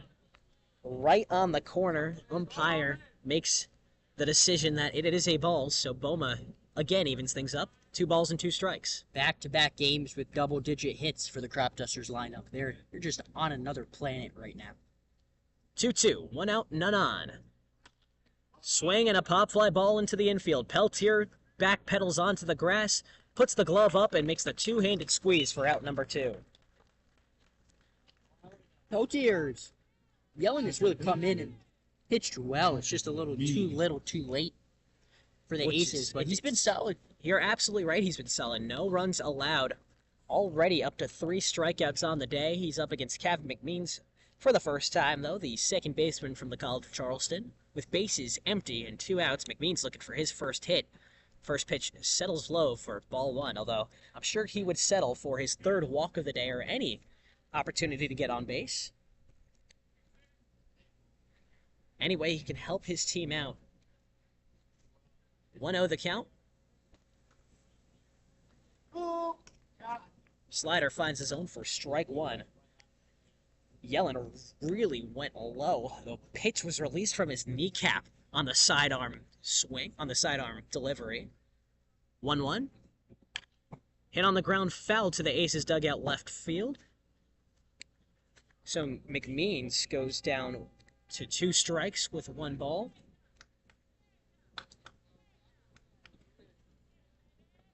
One, 2 the count with 2 outs. Aces crowd starting to get into it a little bit now that they have a pitcher that's throwing strikes. 1-2.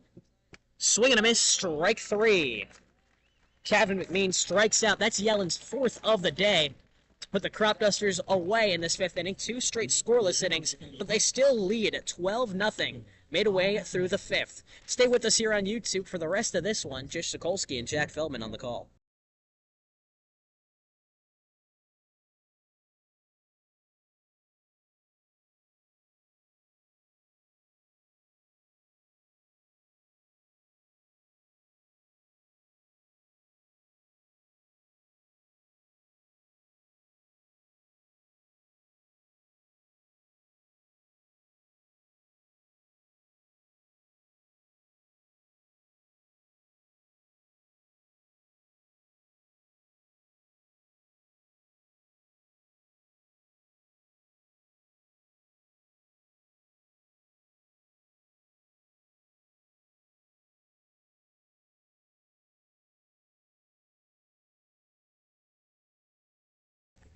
Jish Sokolsky, Jack Feldman here on YouTube. The Cropdusters lead over the Aces 12-0. There's a new pitcher out there in relief of Michael Irby for the Cropdusters. Pavlos Piparakis takes the baton after an impressive day from the Cropdusters starter. Michael Irby went 4 innings, threw 5 strikeouts, just 2 hits and 1 walk with no earned runs. It's helped the Cropdusters more than the stat sheet will suggest. About as good as it gets for Michael Irby, and now a guy in Pavlos Piparakis, who has been one of the best pitchers on the Cropdusters all season. 2.25 ERA in 12 innings pitched with 18 strikeouts. And it's been a while since he's pitched, Jish. It's been a while, but he still leads the Cropdusters with those 18 strikeouts. And the last time he pitched was a down day for his standards against the DC Grays, allowed 3 runs only of the season. He's been perfect otherwise. Mainly a closer. Today he's playing the middle relief role. Getting his first action. And with a 12-run lead, you'd think maybe they would save him, but it's been so long since he's pitched, they just want to keep him regular. Exactly. You don't want to, you have the schedule beforehand. You don't want to mess with it this far ahead. He's up against Brent Harity first, who fouls off the first pitch for strike 1, and the Cropdusters strikeout king starts off with what we expect, a strike. The sun has finally set behind the trees, creating a golden blue sky over Alexandria's Frank Mann Field. Piparakis, the lefty, deals from the windup. In the zone, strike 2. When Piparakis is on, it's every pitch just right at the hitter. Harity was a lefty his last at-bat, a switch hitter against the righty pitcher, now in the righty batter's box. Takes one in the dirt for ball 1. He does such a good job of getting ahead of hitters, which is why he has 18 strikeouts on the season. 12 innings pitched for Pipperakis, just 7 hits, 3 earned runs. The 1-2, high and in, ball 2. Brendan Harity was struck out looking his last at-bat on 3 pitches, so he's doing a better job working this count. Ties it up with 2 balls and 2 strikes. 2-2 count, no outs. Bounces off the dirt, ball 3, a full count for the leadoff Harity. Connor Spellman takes the spiked ball into his chest pad. That's why the catchers wear them. And chirped a little bit from his coaching staff. Full count pitch on the way next. Pipperakis looking for his first strikeout. Instead, forces a pop out to right. Puvel tracks towards the line, puts the glove up, and makes the play for out number 1. Pipperakis working against the bottom of this Aces lineup.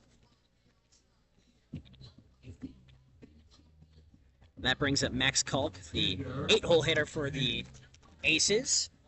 Had a double in leadoff duties of the 2nd inning, came all the way around to 3rd on a wild pitch, but was left stranded there. The closest the Aces have come to scoring now in the bottom of the 5th. They trail 12-0 to the Cropdusters. Pipperakis deals a strike on his first pitch to Kalk. Lefty dealing to lefty, and he pierces the low away corner for strike 1. Pipperakis has a nasty fastball and slider mix as he goes with the fastball on pitch 2 for strike 2. 0-2 the count now. Pipperakis looking to make this a quick batter with one more pitch.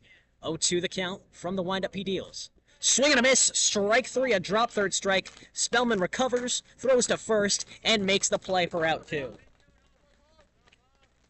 Pavlos Pipperakis up to 19 strikeouts on the year, well in pole position for the Crops. Now up against the bottom of the order, number 20 could loom large against Michael Powell, who struck out his last time. Oh, the second at-bat of the game for Michael Powell, already in the 5th inning. First pitch from Pipperakis to Powell. Hit on the ground, a broken bat. Pipperakis avoids it.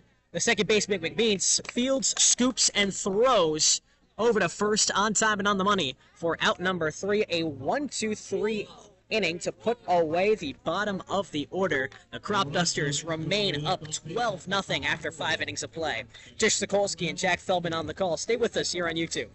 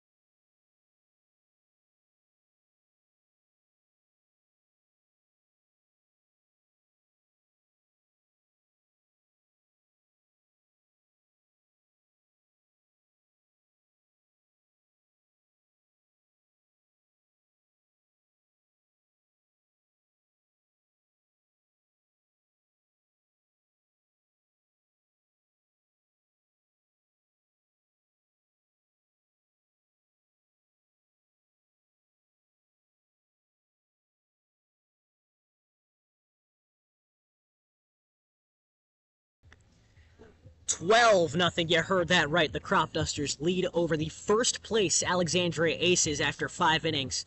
To the top of the 6th we go, and the Aces are throwing out their 5th pitcher after Quinn Yellen did a respectable job to stop the bleeding. 2 innings pitched for Quinn Yellen, the righty sidearmer. Only 1 hit allowed with 4 strikeouts. No earned runs, no walks. The first Alexandria Aces pitcher to boast those numbers. And Jish, the Aces are 18-7 on the year, 8-2 in their last 10, and the Cropdusters have come down to Frank Mann Field and really punched them in the mouth. 2 of those wins have come over the Cropdusters, and Jesse Spector, the new pitcher, has pitched in both of them, including picking up the save in the 3-2 win the last time the Crops played here, but he was the worst pitcher that day for the Aces. In 1 inning, he allowed 3 hits, 2 earned runs. The Cropdusters almost came back on him with no strikeouts and 2 walks. Connor Spellman to lead off against him. It's the bottom of the order due up. Spellman takes the first pitch, low and in for strike one. Fastball early from the Westchester University righty.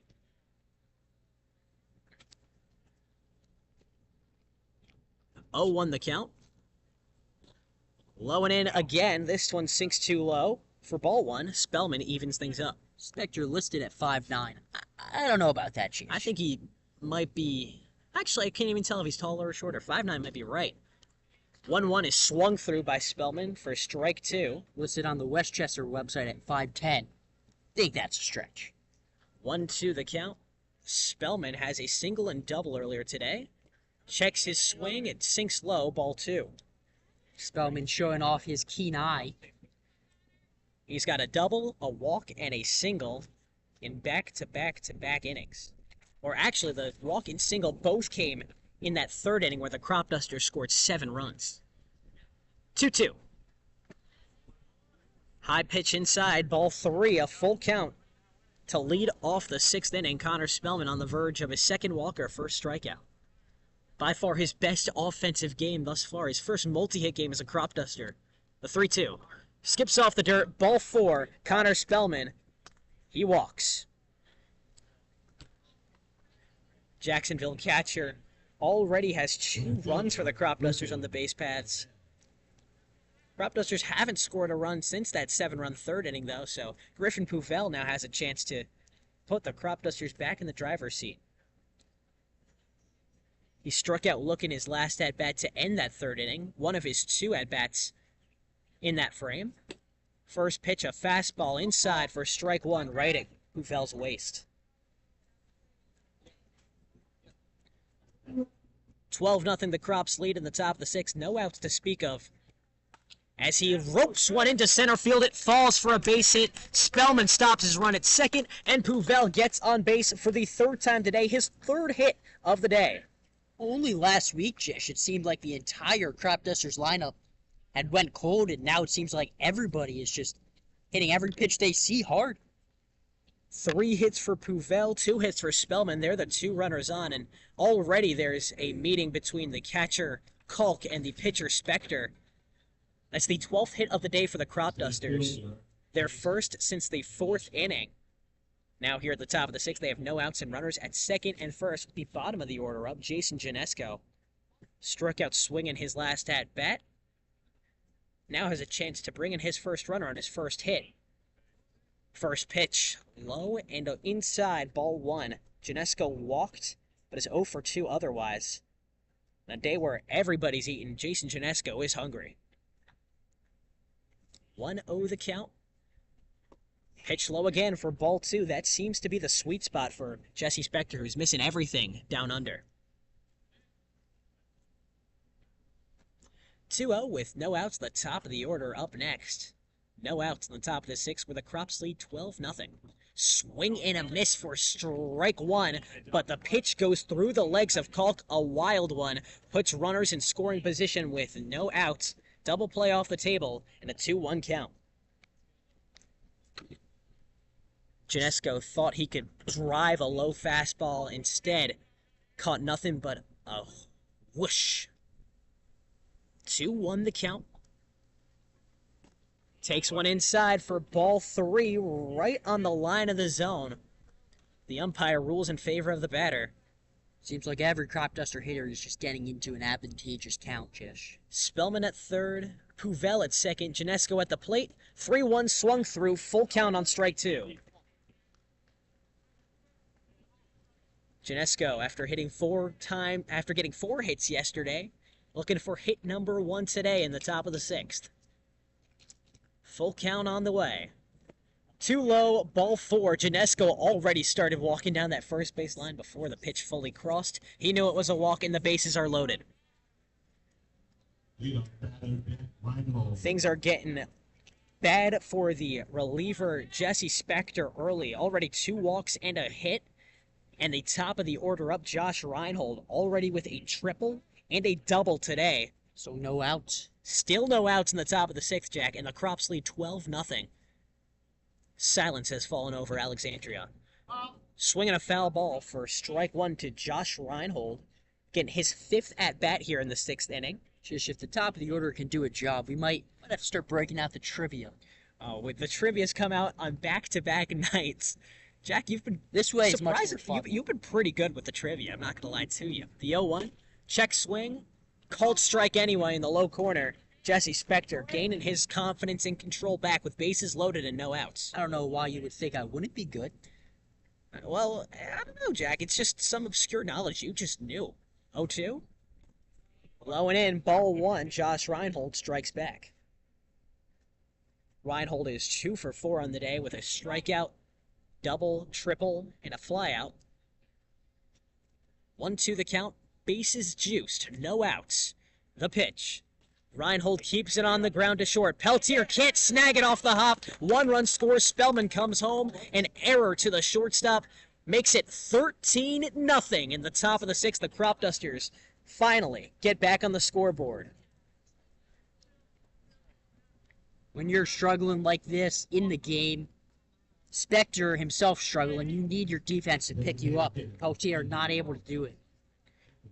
What could have been a double play. Bases loaded yet again. Still no outs in the top of the 6th. Crops lead 13-0, and Ahi Akoje up to bat. First pitch, right down the middle for strike 1. Akoje, a triple shy of the cycle in the 6th inning. He has demolished every pitch he's seen. Even the out was absolutely cranked. He's 3 for 4. He takes the second pitch low. Good block from Kalk to keep the runners where they are for ball 1. You've got to imagine, Akoje's got speed too, so if he sends another gapper down... It's one down the line, absolutely. Absolutely could turn it into a triple for what might be the first cycle in Cal Ripken history that's popped in the air, though, into the infield. Peltier stares at it and makes the glove for out number 1. Infield fly. Infield in. After flubbing the ground ball, he makes quick work of the top fly, and now the double play's on the table with bases loaded. Bryce Herb up to bat. Bryce Herb is a much different batter from this point, but a few nights ago against the Braves, he had bases loaded with 1 out in the top of the 8th in a 2-run deficit to the Braves, a game that the Cropdusters lost by 1. He keeps this one on the ground. Peltier slides, throws to second, and it's there for out number 2, but the fielder's choice brings in Griffin Poubelle from third.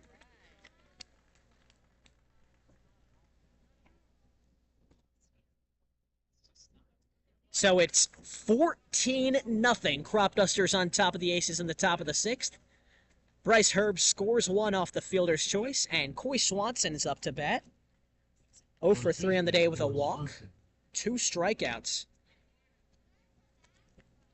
Still the Cropdusters' leading home run hitter, and he demolishes one deep into left center. Left fielder Manning looks back, and that one falls on the ground. He didn't see it.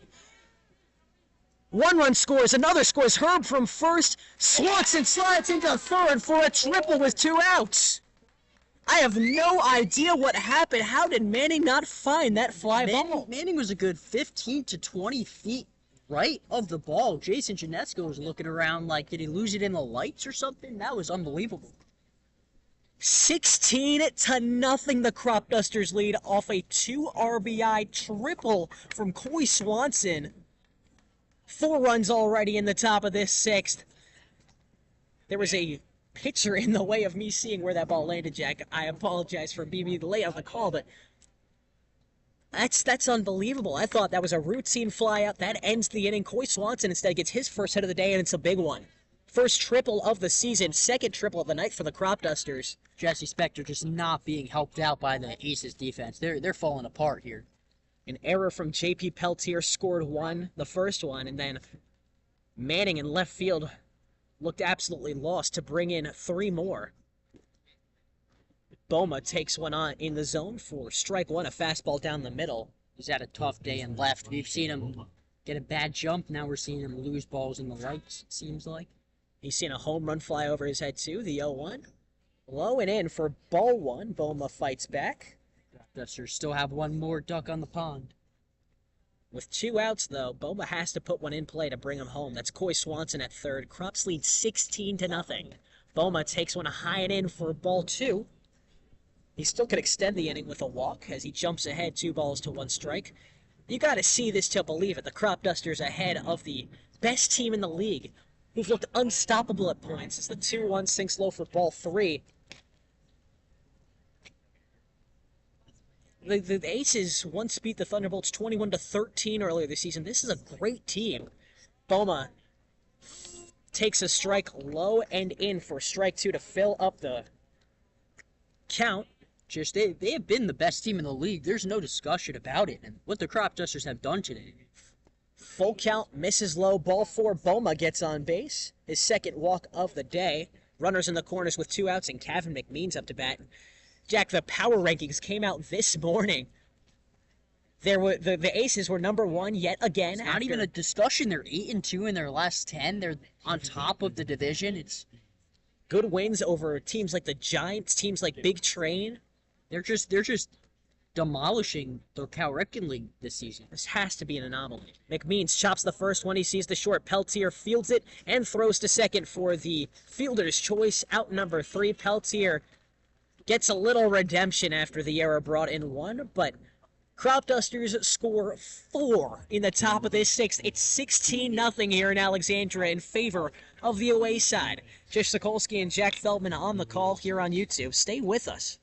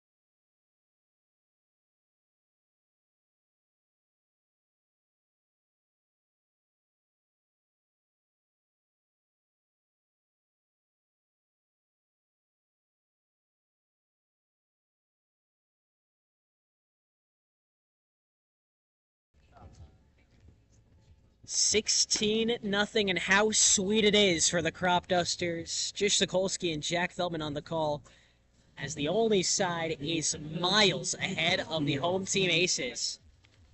The top of the order up, and Pavlos Piparakis coming off a 1-2-3 inning. The wind is fully in the Cropdusters' sails. The Aces are flailing. First pitch to Peltier, a swing and a miss for strike 1.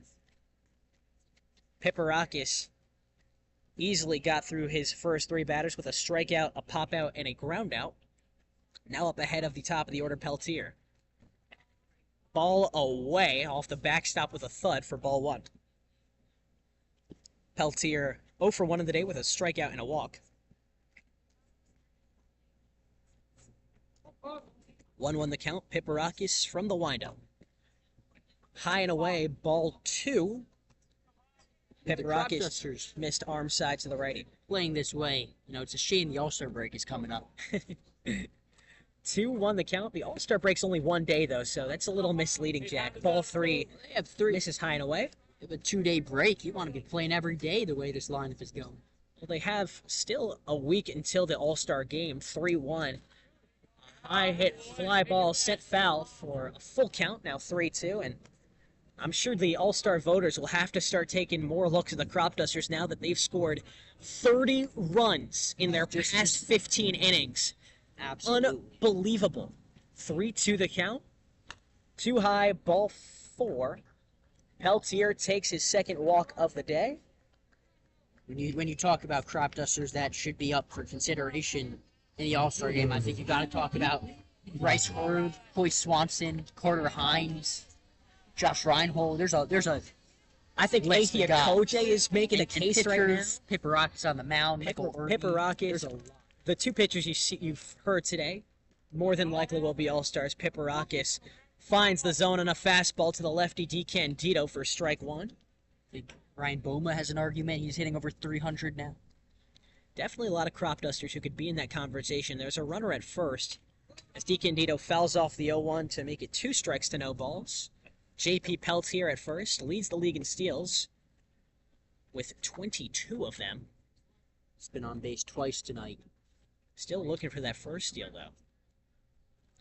0-2 the count, the pitch. Too low, too far away, ball 1. And, Jack, we really have to talk about Anthony Swen is not in the lineup today, but he came here 4 days ago, had a players-only meeting after a loss to the Giants a few days ago, and since then the offense has been unstoppable. As the 1-2 misses low and away for ball 2, you got to imagine that meeting is playing dividends into this absolute firecracker of last 2 performances of the Cropdusters. 2-2 the count. Swing and a foul ball. DeCandido late on it.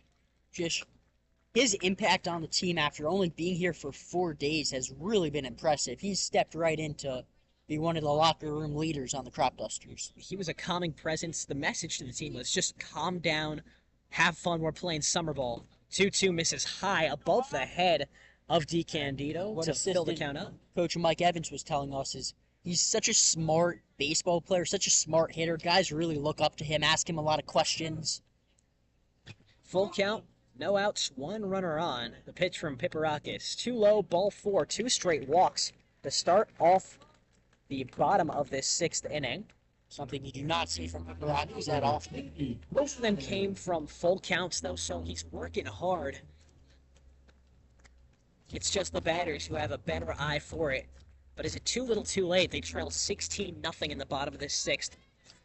The Aces do with 2 runners I on. don't think it's going out on a limb to say yeah. I don't know. Jack, we saw the Cropdusters almost blow a 9-run lead in 1 inning. Swing and a miss for James Quinn Irons for strike 1. Piparakis offered high heat, and Quinn Irons swung right through it.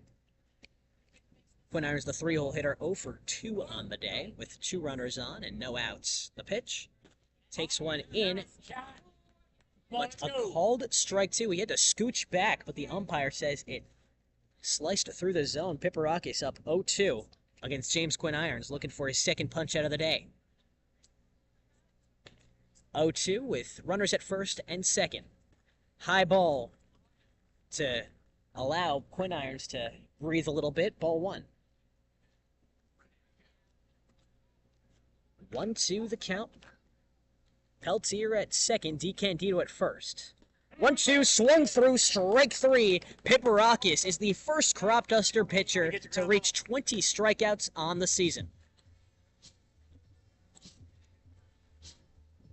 Pavlos Piparakis now just needs a ground ball and a double play turn to end the inning with 1 out in the bottom, of this 6th inning, with runners at first and second, and Kevin Maluski up to bat. One of 2 Aces players with a hit today. Takes it high for ball 1, though. Took the first pitch into right for his first hit of the day. 1-0 the count for the tall first baseman. Piparakis a look back at second and the delivery. Too high, ball 2. That's where Piparakis has missed the lion's share of his innings so far, or his pitches, so far this inning. On the high fastball, he's looking for swings and not getting them. 2-0 the count, 1 out, 2 on. That one right down the middle on the fastball for strike 1.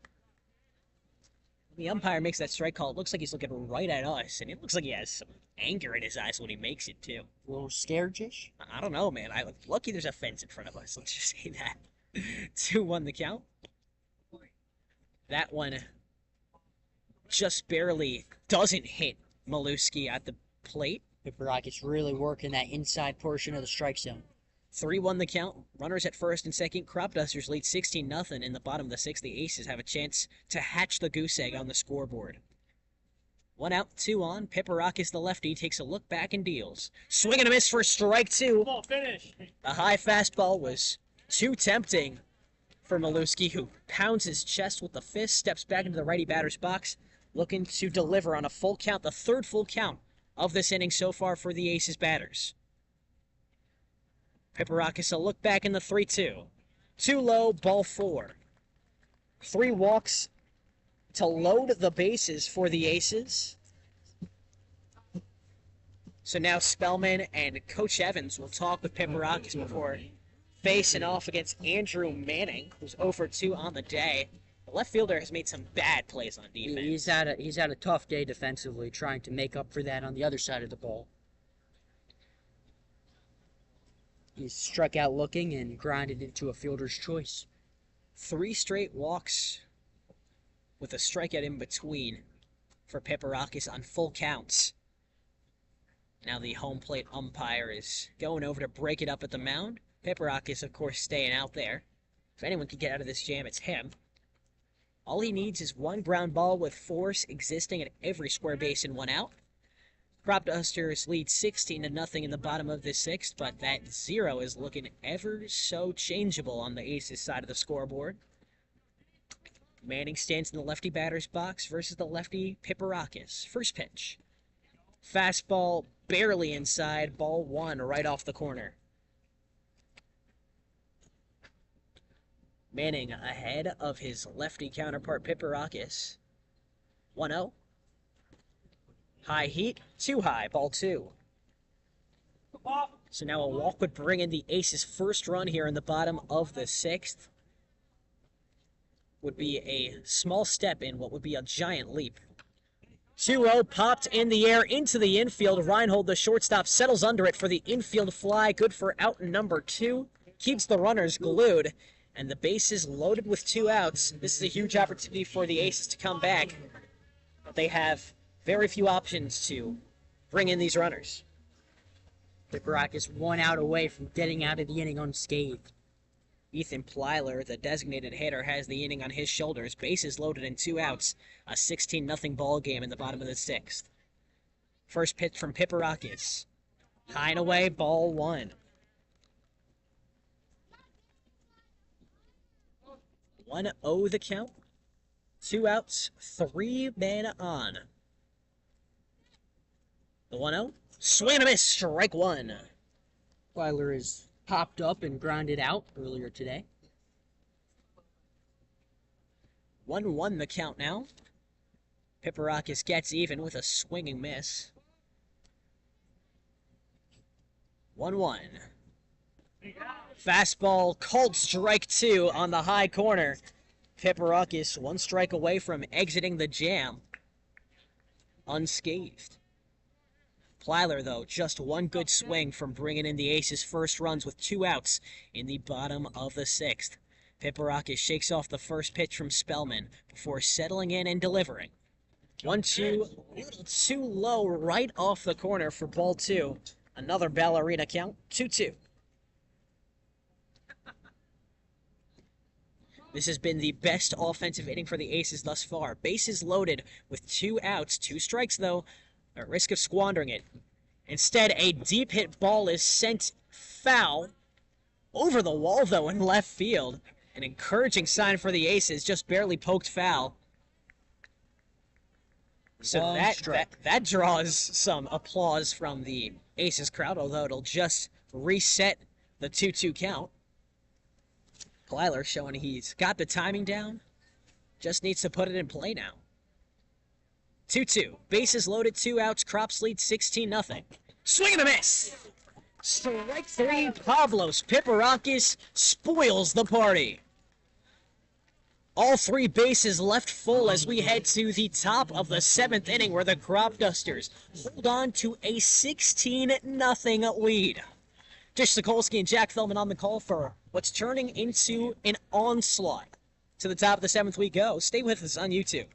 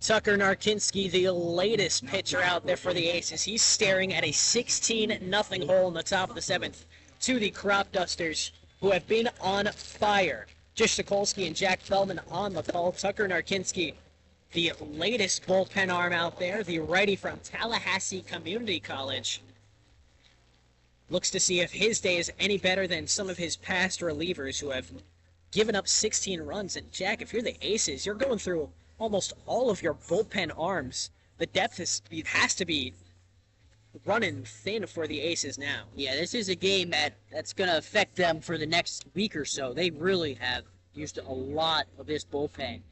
They need someone to step up and eat some innings. Tucker Narkinski has not necessarily thus far proven he's the guy to do that. He's appeared in 7 games, 8 innings pitched, been hit around for 7 hits, 9 walks, 11 strikeouts is the positive sign, but 8 earned runs in 8 innings. That's good for an ERA of 9.0. And now it's Connor Spellman leading off for the Cropdusters for the 2nd straight inning. He's gotten on base every single time he's been up. 2 for 2 in hits and 2 walks as well. This is Connor Spellman's coming out party at the plate. First pitch from Narkinski. Swing and a miss for strike 1.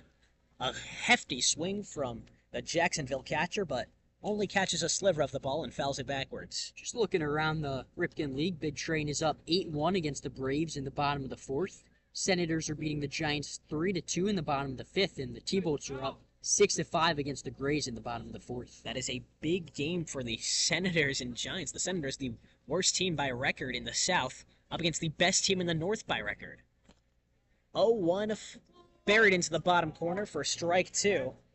Connor Spellman didn't like it, grimaces as he steps back into the righty batter's box. Narkinski has a very high windup on the 0-2. Chopped foul, that one stays fair. Powell fields it off the hop and makes the routine throw across the diamond for out number 1. Great disciplined fielding from the hot corner defender Michael Powell to put Connor Spellman away and bring the first out to the scoreboard in a hurry.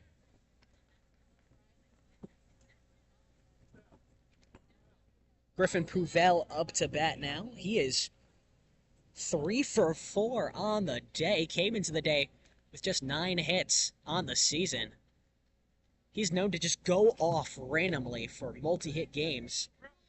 As the first pitch from Narkinski finds the skinny part for strike 1. 1 out and none on. Of course, Pouvel had a 4 for 5 day against the Braves earlier this season. That was half of his season's hits at that point. The 0-1 is crushed foul for strike 2. So Narkinski's doing a good job getting up on these batters. He's yet to throw a ball.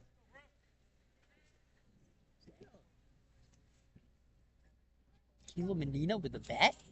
0-2 the count. It looks like there is a picture of Caleb Menino with a bat and a helmet on in the hole. 0-2. Something to monitor as Pouvel swings at a low pitch for strike 3. 5 strikes to start the day for Tucker Narkinski. The Cropdusters still lead 16-0. And yeah, it looks like Caleb Menino is on deck. We'll see if it comes this inning. Get on. Because, yeah, Jason Janesco dealing with 2 outs and bases empty in the top of this 7th. That's awesome. You know, when you're up this big, why not? Give the pitchers a chance. First pitch to Janesco. High and in, ball 1. He's still looking for his first hit of the day. 2 walks, 0 for 2 otherwise. Last year when the Cropdusters let a pitcher hit, Christian Colmary, he hit a 3-run homer in a blowout just like this one. 1-0 the count. Too low, ball 2, so after throwing 5 straight strikes to put away his first 2 batters, Tucker Narkinski misses low twice. Jason Janesco pulls ahead.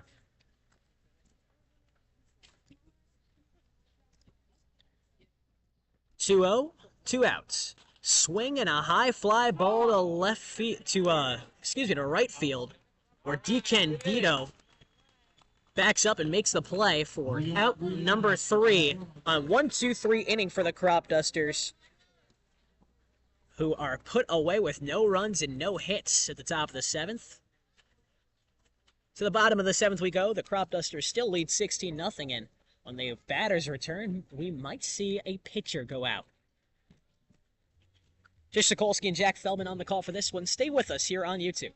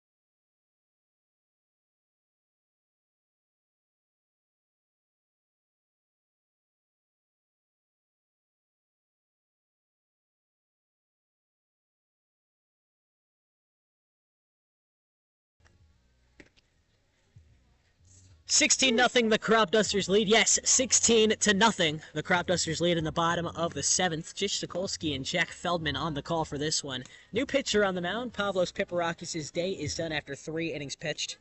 No earned runs after getting into a scary jam his last time up, but a strikeout ended the day. He had 3 today, and now it's Alex Keene, the Millersville righty, setting up to finish the job against this Aces side, which has struggled all day long. Just 2 hits for the Aces so far today. Brendan Harity, the second baseman, to lead off the bottom of the 7th. First pitch low and in for ball 1. It's like a pinch hitter, Jish. That is Brendan Harity. We had earlier in the year his number was listed as 39, so we have some confusion in our prep, but he is number 11. The 1-0 misses low and in for ball 2. 2-0 the count. Alex Keene misses low and 0 in to the righty for the first 2 pitches. Second pitch higher, but still inside for ball 3. Righty dealing to righty. Alex Keene can throw up to 88, 89 miles per hour. He's one of the Cropdusters' best pitchers. 3-0. Misses low, ball 4. A 4-pitch walk to start off his day, though. Yeah, he had a tumultuous first outing against Big Train, and since then, he's been unreal for the Cropdusters. Even then, comparatively to some other disastrous outings, it seems like nothing. Yes, not the end of the world. Still has a 3.75 ERA. All 5 of Alex Keene's earned runs came in that Big Train game. He's appeared in 5 thus far with 12 innings pitched. 12 hits, 11 strikeouts. There's the strike zone. Fastball is high and in against Max Kalk, the catcher, for strike 1. A 4-pitch walk is met with a strike. Keene steps off before dealing the 0-1. No outs in the bottom of the 7th. The Crops lead by 16. Max Kalk has a hit today. He's one of 2 aces to do so. This time the breaking ball cuts in backdoor and gets him looking for strike 2. Well-placed slider from Keene. Kalk only hitting 193 on the season. 0-2, 1 runner on. The pitch. Too far outside. Alex Keene testing the zone and finding out where it stops. Draws his first ball and a fastball outside. Max Kalk hit a double back in the 2nd inning. Was stranded at 3rd. 1-2. Outside again, Alex Keene misses in the exact same spot to even things up at 2-2, a ballerina count. 16-0, the Crops lead in the bottom of the 7th. No outs to speak of with 1 runner on. Keene delivers. Foul ball backwards. He'll stay alive at 2-2.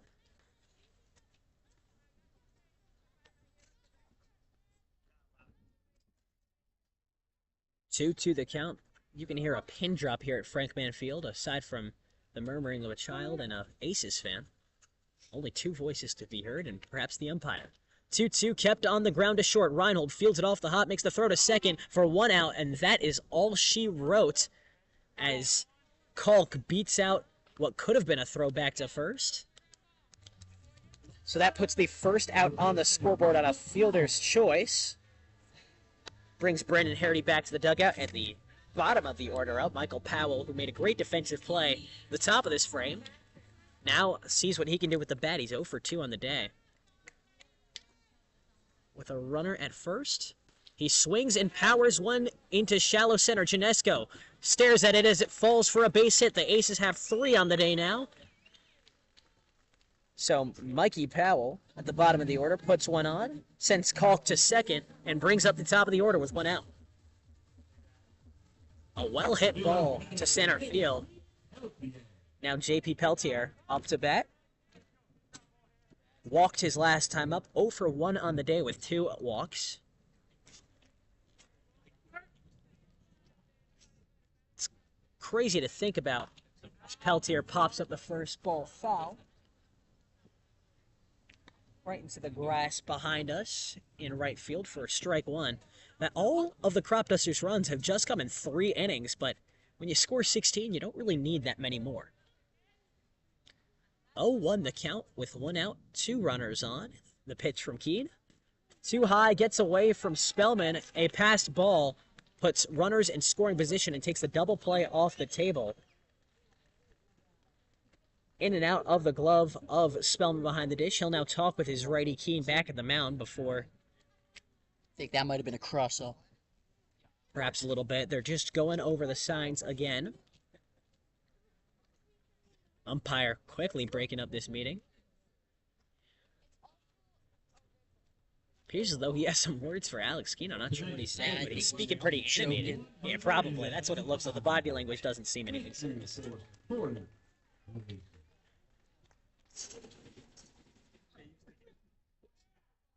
So J.P. Peltier had to wait a little bit, but now settles into the righty batter's box, looking for his first blast of the day.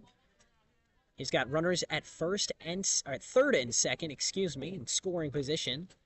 Real chance for them to score first as Peltier blasts one foul to opposite field for strike 2. The last thing he can do is strike out and take the sac fly off the table with the first run of the day for the Aces, standing at third base. It's Max Kalk, the catcher. 1-2. High and away, barely off the top corner for ball 2. A 2-2 count. If Alex Keene can strike him out, it makes the inning even easier for the Cropdusters, who already lead 16-0 in the bottom of the 7th. Broken bat, hit to third. Boma fields it off the hop, throws to first on time for the second out of the day, but the Aces get one on the board on the fielder's choice. Max Kalk comes home on a sacrifice hit. Runner stays at second, so now it's 16-1 in the bottom of the 7th. And Jack, we have a little joke we like to say about a YouTube video thumbnail that we've seen. Chris Paul hits a huge 3 to bring the lead down to 43. It's kind of the baseball equivalent here. A fielder's choice brings in 1 run. Wow, congratulations. It's 16-1.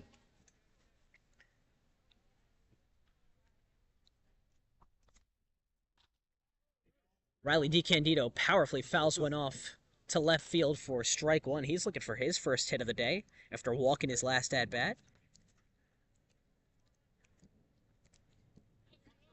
0-1 the count, runner at second, 2 outs. The Aces finally got on the scoreboard in the bottom of the 7th inning to cut the deficit to 15. DiCandido rifles one deep into right. Puvel at the track looks back at it, and it is over the wall for a home run. So make that 16-3. Riley DiCandido collects RBI number 27 on the 2-run shot. Just the 4th hit of the day for the Aces, and look at that. It's a ball game now, 16-3. Or excuse me, that was just a double. It did not. It landed within the fence. Ground rule double. So it appears. So a ground rule double brings in just 1. It's 16-2. Apologies. So a runner still at second with 2 outs. Keene has brought in the first 2 for the Cropdusters. Quinn Irons pops it up foul for strike 1.